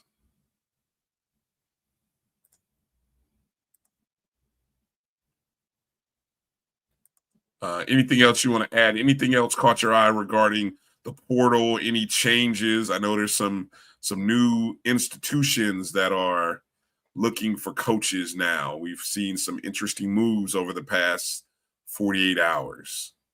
Yeah, with Howard is now looking for a head coach. Clark Atlanta is now looking for a head coach. And so the carousel is continuing to turn.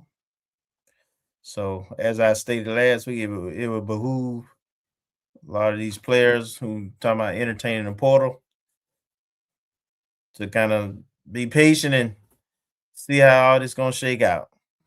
Because it's gonna be probably another 4 to 4 weeks for you all this gets solidified. Because like I say, the coaches convention is in January. And you'll see a lot of these new coaches filling out their staff, pulling from other staffs through February, through the signing period. So,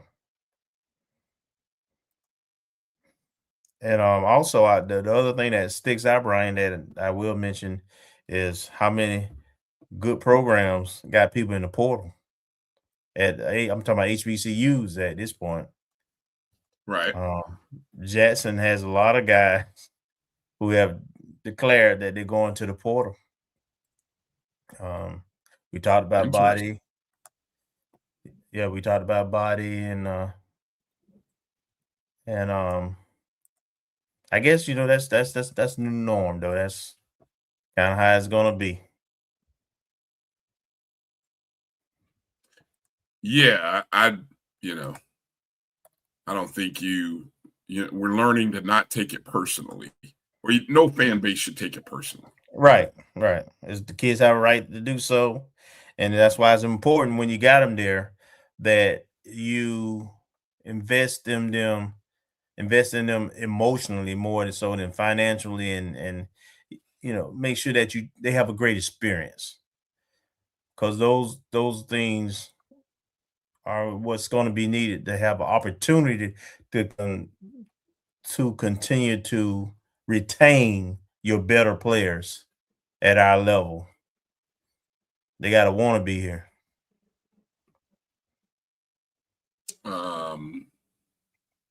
Hollow asking, why did Clark let their coach go? Teddy Keaton, after just 2 seasons, had a great first year, 7-3-1. Year 2 was not as good as last year, but he also didn't have an all-conference MVP level quarterback either, who had been with him for 2 years. So I know we ain't gonna get no inside information, but who he got into it with? What administrator? Usually when you see a coach that's out of nowhere from a program like Clark Atlanta ain't a program that used to winning anyway. Yeah. And this dude came in first year, beat a FCS school and had him very competitive, and he struggled quite naturally the second year, but it came out of nowhere. So he pissed the wrong alumni or administrator, somebody off. I've heard about that happening at another school up in Atlanta. So it happens. Yeah. So it happens. Let's see. Will asking, will Gray retain any coaches on staff? We hope some. Don't know. That's the honest answer. Yeah, don't know. Yeah, you would imagine the one that played and coached with him for a couple of years at Albany, Orlando. You would imagine he'll have some kind of role. And I don't know if he knows any of the. I know he knows them, but in terms of having a relationship with any of the other coaches on staff right now, I don't know if he has any relationship, nor what his thoughts are with some of those offensive side of the coaches. If I would say if there's a chance for some retention, that's where the opportunity probably lies the most.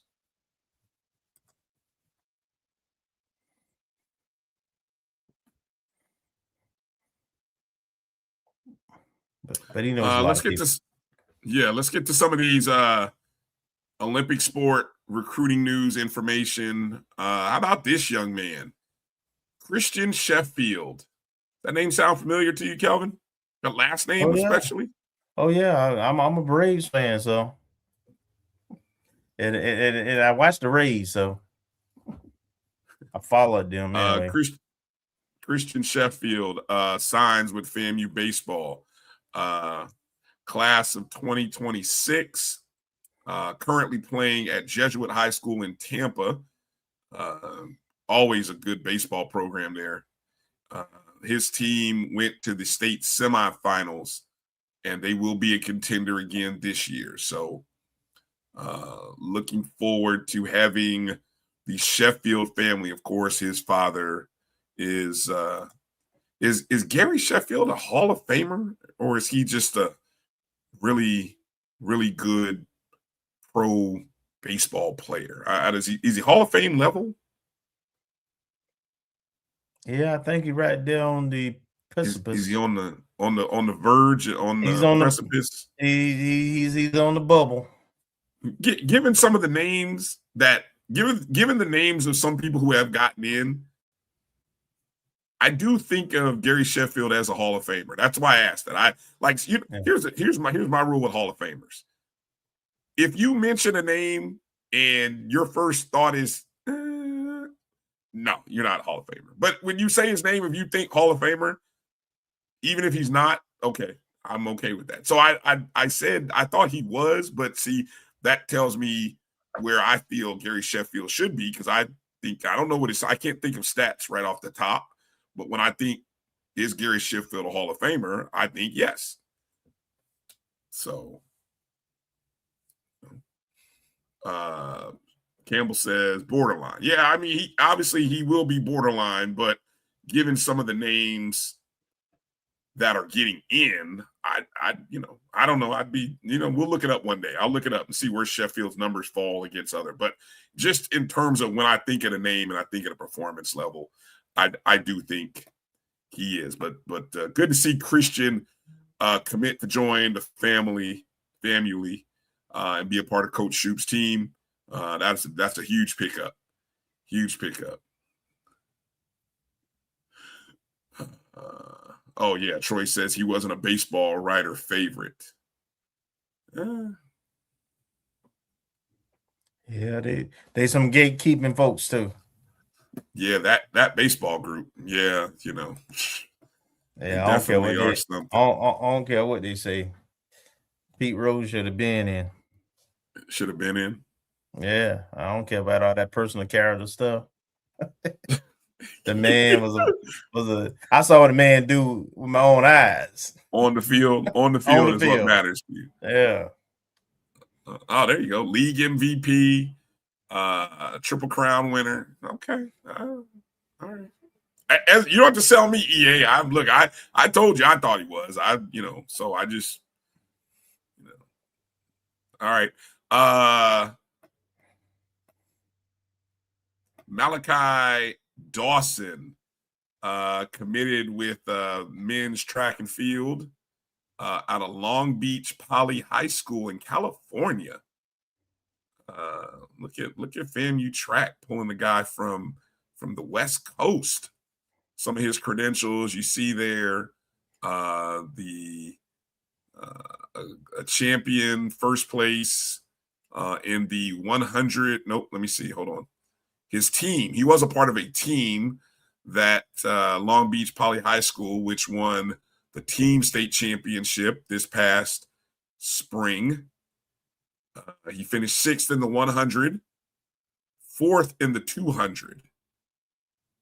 Also a member of the first place 4x400 meter relay team as well.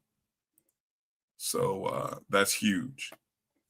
Another name that was signed by FAMU Track. And I hope I have her name right when I say it's Zia Scott. She committed over the weekend.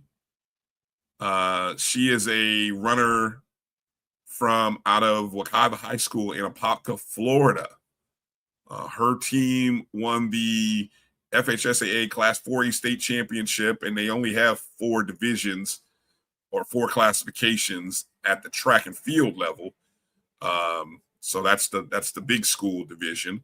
Also, second place in the 4x100 meter relay with her team, and she was a member of the 4x400.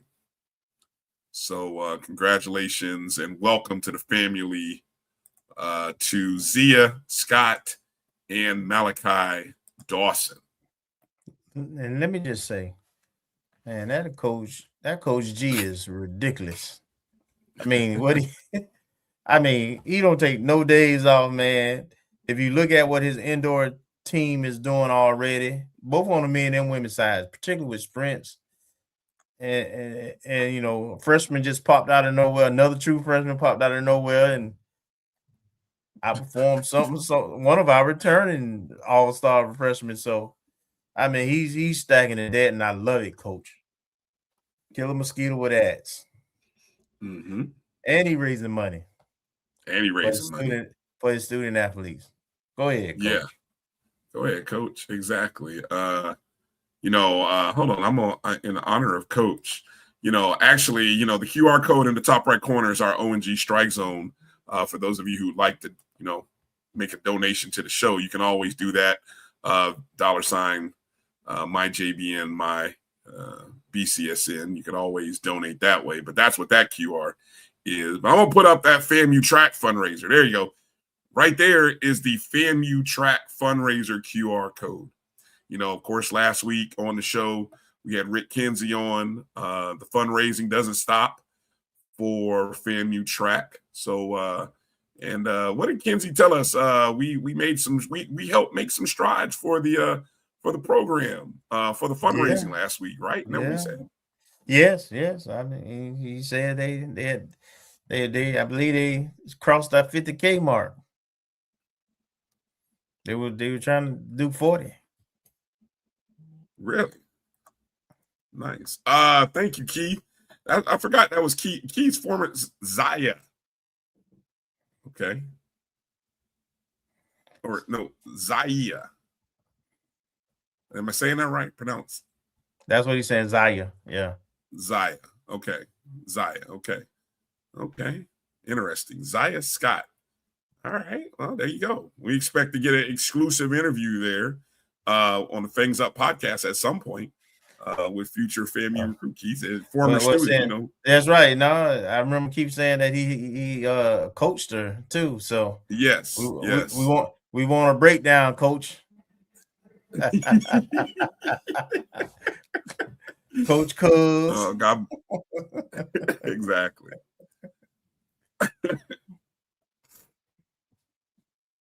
All right. Let me see. What else do I have in the tank there with our recruiting? Women's basketball. Women's basketball made a big splash.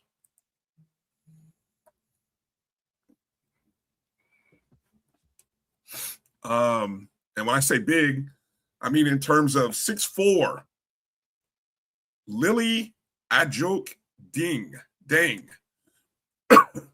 Lily plays for Zephyr Hills Christian Academy in Zephyr Hills, Florida. She's a transfer from Our Lady of Mount Carmel in Maryland. She's a native of South Sudan. Lily Dang. So 6'4", another nice signee by Coach Gordon. Coach Gordon getting some nice recruits, man. I'm telling you. Good length. Good length. Nobody I want to see win more than Coach. Still need that long guard point, and the drop down 3-point shooter, but just keep progressing. Let's get that first win. Let's start there. Yeah, let's start there. Let's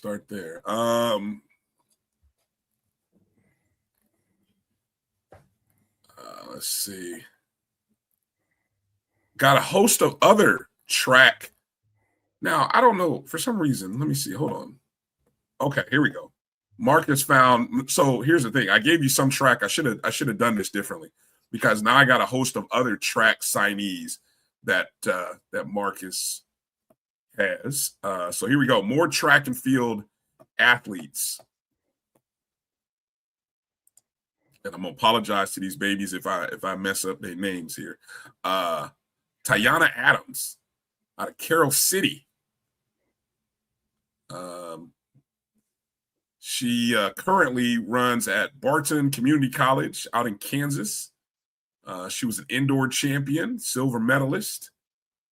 So she will be coming to FAMU soon.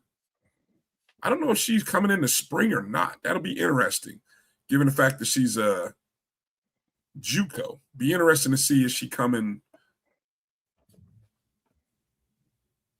soon or will she be part of the 26-27 year? All I know is some speed come out of Miami in all sports.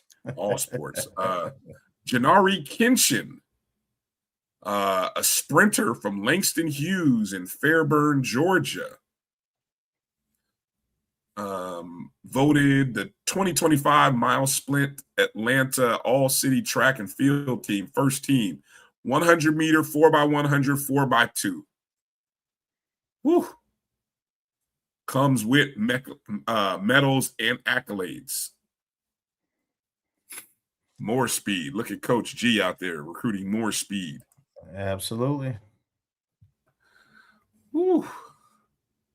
Deandra Neek Gaines. You got to be a professional to be able to get some of these names. You got to be a professional PA announcer to do some of these names right. You know, Deandra Neek Gaines.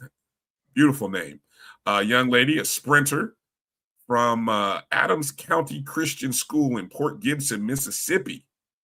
Currently at Hines Community. Well, let me see. Let me see where she is currently. Let me see. She's class of 2020, went to Hines Community College, then Pittsburgh State. So I think currently at Pittsburgh State. She was a 2025 United States Track and Field and Cross Country Coaches Association All-American and All-Region First Team in the 100, 200, and the 4x1 relay. Woof. Okay. Well, she's coming with credentials.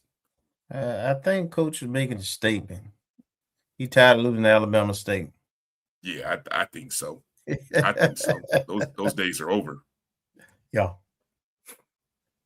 Lania Green, a young lady, another sprinter from out of Ocoee High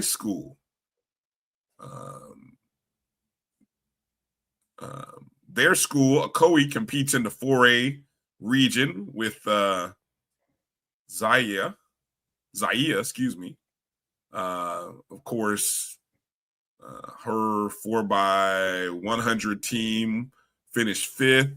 She personally finished 5th in the 100 meter and finished 10th in the 200 meter. Linnea Green. Amani Kernan.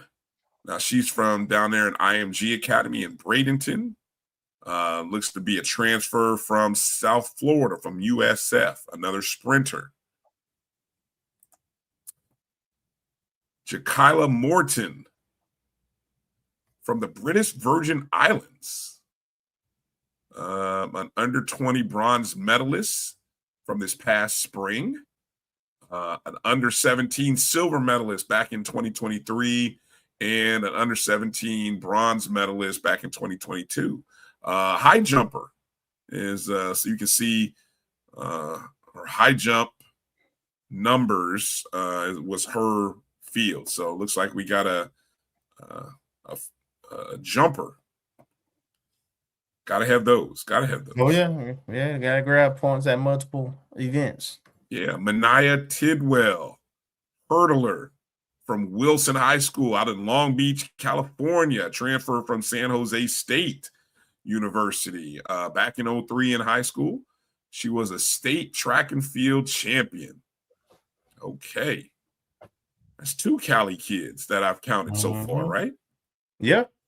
Look at Coach going all the way to the left coast, pulling in people. Love it. You know he ain't flying out there, so yeah. Obviously he got his name is there's some connections out there. Yeah. His name carries some weight in the track and field industry. Yeah, no doubt. This is Evan Brown. And again, Evan Brown, let's see. Evan is from Oakleaf High School, class of 23. I believe that's in Jacksonville, Oakleaf High School in Jacksonville. Then went to Troy University, so he'd be a transfer from Troy. In 25, this past spring, he was all Sun Belt Conference member, second team. Runs the 100 and the 4x100. Had good placement there back at the FHSAA 2003 state finals. So good stuff. And that QR code for you guys, by the way, that's the track and field fundraiser QR code in the top right corner. So those of you who missed an opportunity to donate to the track and field fundraiser, you can hit that QR code in the top right corner of the screen and still donate and be a part of the fundraising drive. That if you were catching any parts of the show last week with Rick Kinsey, that's what that QR code in the top right corner is. Josiah Gaynor. This young man is a long jump, triple jumper from out of Piper High School in Fort Lauderdale. Transfer from LSU. Okay. Look at that. Coming from LSU to FAMU. Nice. Let's see. Individually, back in high school in 2024, in the long jump, he finished 7th. He medaled. And the year before, he finished 2nd. Did I read that right? I got to tell Marcus about this tight, man. My eyes. Marcus, that's how we've been in front of when we're computer people, we've been in front of computer way too long. But I got to tell Marcus, you got to make this font a little easier on the eyes for a brother. Aiden Myers from Cass Tech in Detroit. 2025 state champion, individual medal winner, 8th in the 400. In the Junior Olympics this past spring, won the 800 meter, gold medal in the 800 meter. All right. Aiden Myers, Cass Tech out of Detroit. Yes, sir. Tyan Reed from Treasure Coast from Port St. Lucie. Voted 2025 TC Palm Spring All Area Boys Track and Field Team at the 4A outdoor. He was a gold medalist in the 400-meter hurdles and finished 4th in the 110 meters. So we got a hurdler, Tyan Reed, coming from the Treasure Coast High School, Port St. Lucie. Love it. James Williamson III. Sprinter from Columbia High School in Lake City, class of 2021. He's a transfer from Southeastern University, which is Southeastern in Lakeland. That's an NAIA program, but he was a 2-time outdoor NAIA All-American, 3-time Sun Conference All-Conference. He's a 100-meter champion, a 200-meter champion, a 4x100 relay champion. Woo! Another guy that's coming with credentials from the NAIA to the NCAA. I love it, man. I love it. Love it. James Williamson III. Welcome to the family. All right. Man.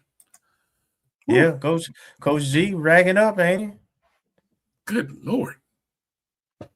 That's a heck of a haul, man. Good stuff. All right. Shout out to Marcus and I know Marcus says he gets some help sometimes. I forgot the young man name who helps out with that, but good stuff, man. Appreciate you guys and making all that available. I think I got a men's basketball signee here as well. Let me get to that graphic here for you.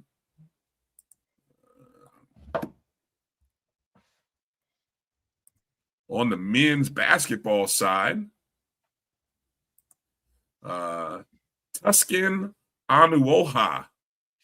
He's 6'11". He's already here. Huh? He's already here though. Yeah. He must be he'll be one of those pieces that you'll see in January. Okay. Well, you see that he signed on November 30th.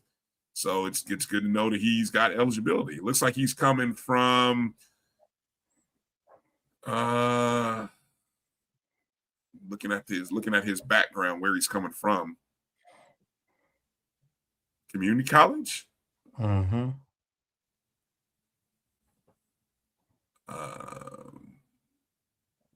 Yeah. McDuffie School. No, Dodge City Community College. Okay. Right. I had to figure it out here based on the info. But okay. But that's good size, 6'11", 250. And you say he's already scheduled to come in. No, I'm saying he's already here. Oh, he's already on. Okay. Yeah. Well, I got you. I got what you're saying. Makes sense. He came in the fall. Oh, he did? Yeah. Okay. Just looking at what's there. He might have came in as like a gray shirt, but he's been here since the fall. All right. Well, I think I just went through all of the updated, most recent commitments. From a recruiting aspect. So that kind of gives you guys an update on where we're at these days on things. Yeah. Anything I missed that you feel like I needed to hit on with any of that stuff, Kelvin? No, we covered Coach Wiggins with softball. We covered the track signees and the fundraiser. We covered Coach and the portal and all that with football. We talked about men's and women's basketball games today, upcoming schedule, and the recent games. So I think he done good. Good stuff. Hit it all. There was do you want to quickly mention? You want to mention the Marvin Green info that came out?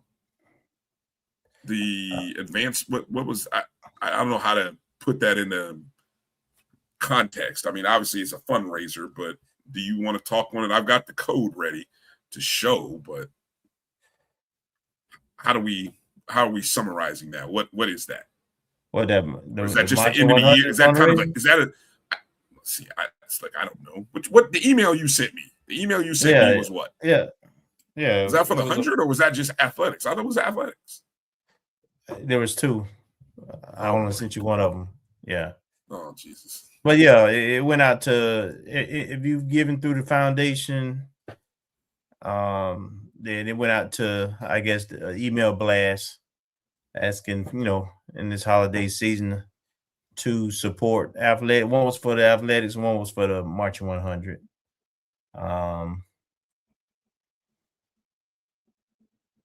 We'll put that graphic up, I guess, next time. Well, I did put the QR code for the FAMU Athletics fundraiser. That's what's in the top right corner. Let's see. I'm just as I click on the link now, you can text FAMU Athletics to 71777. The original goal was $50,000. We're well over that right now, with some 362 donors donating to various athletic teams and sports. So if you scan that QR code, you can make a donation and add to it. So this is a general athletic fundraiser. End of the year opportunities for those of you that are looking to maybe get rid of a few dollars.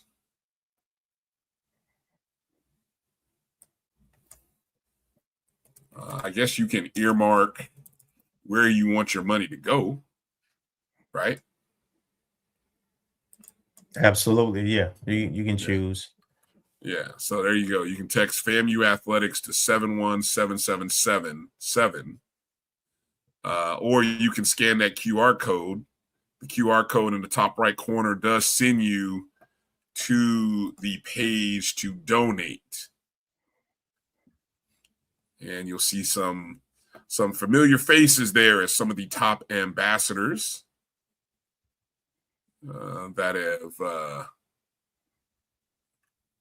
are donating. And you can donate. You can choose to donate to a particular sport, or you can choose to donate to the athletics in general.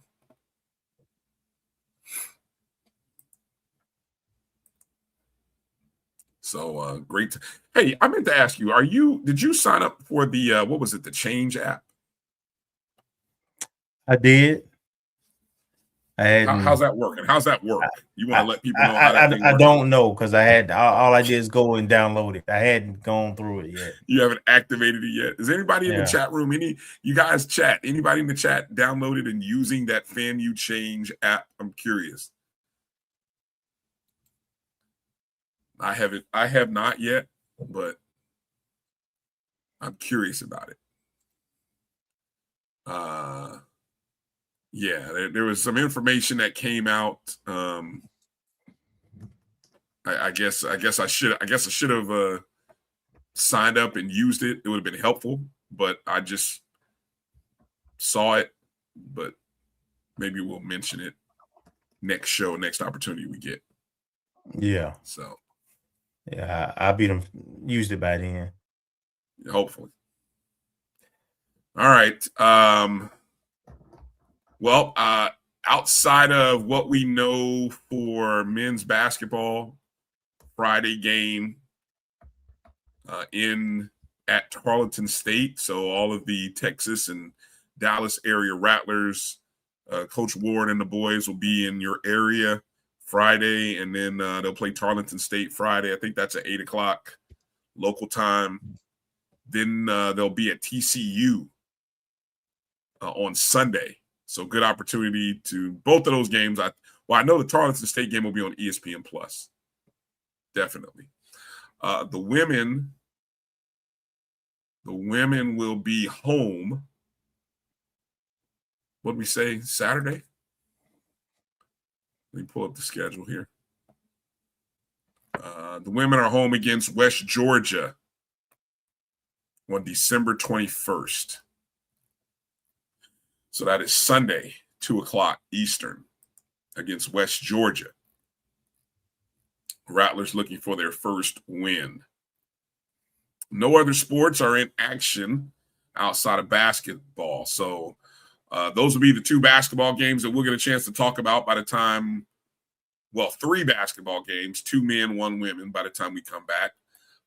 Be on the lookout because when we do have the official announcement on the new head coach, the 20th head coach, we will probably do something related to that. Not sure what, but we'll do something. And yeah. Let me mention. I guess there was a election, and there's a new booster board, and yeah, and the president and the vice presidents are friends of the show. Zach, of the boosters. Yeah, Zach Ansley. Mr. Ansley is the president-elect. Okay. And Will Yeomans is the vice president-elect. Okay.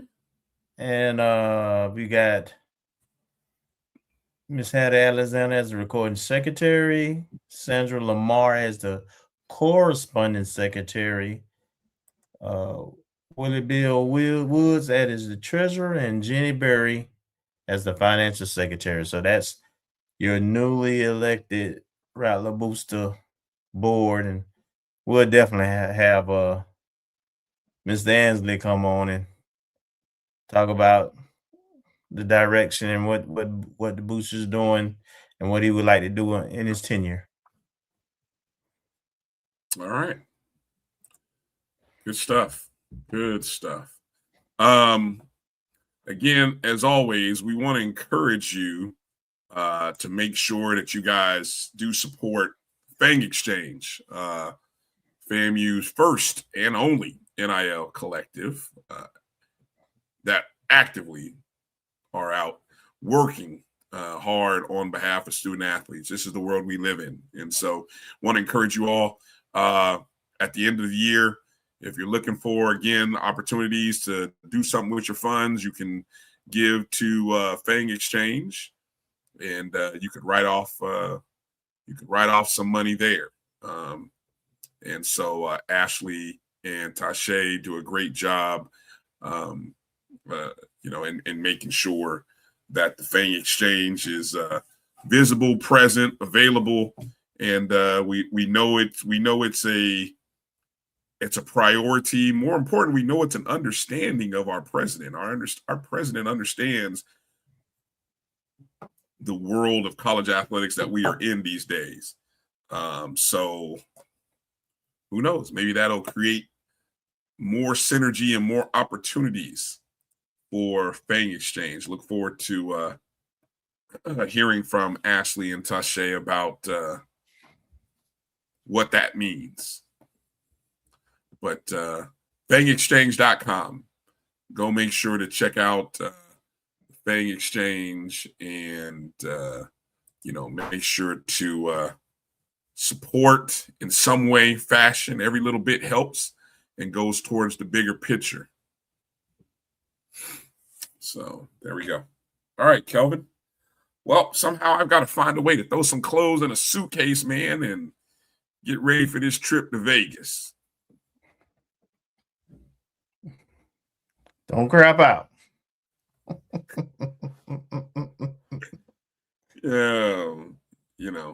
I'm going to. We'll see how that. We'll see how it works. Just for the record, literally, they have slot machines in the airport, in the bathrooms, you name it. It's not. Don't get caught on. It's not Don't good get for caught me. up. Not good for the kid. Not good for That's the right. kid. Not good for the kid. But Eat hopefully eat the buffet.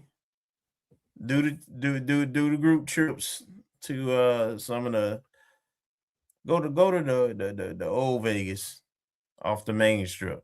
wait a minute, say it again. Go to the old Vegas. There's the main strip, and then there's the original strip, called Old Vegas. Go to the Okay. Old Vegas side. Take your team there. Take no hits on 16s. All right. I love that. Great advice. Now everybody wants to drop advice. Bet on black. Always. Always bet on black. Yes. Always bet on black. Hey, that's right. That's right. If it's 16, no touching that. This might be the best advice yet. No touching the handles in the bathroom. There you go.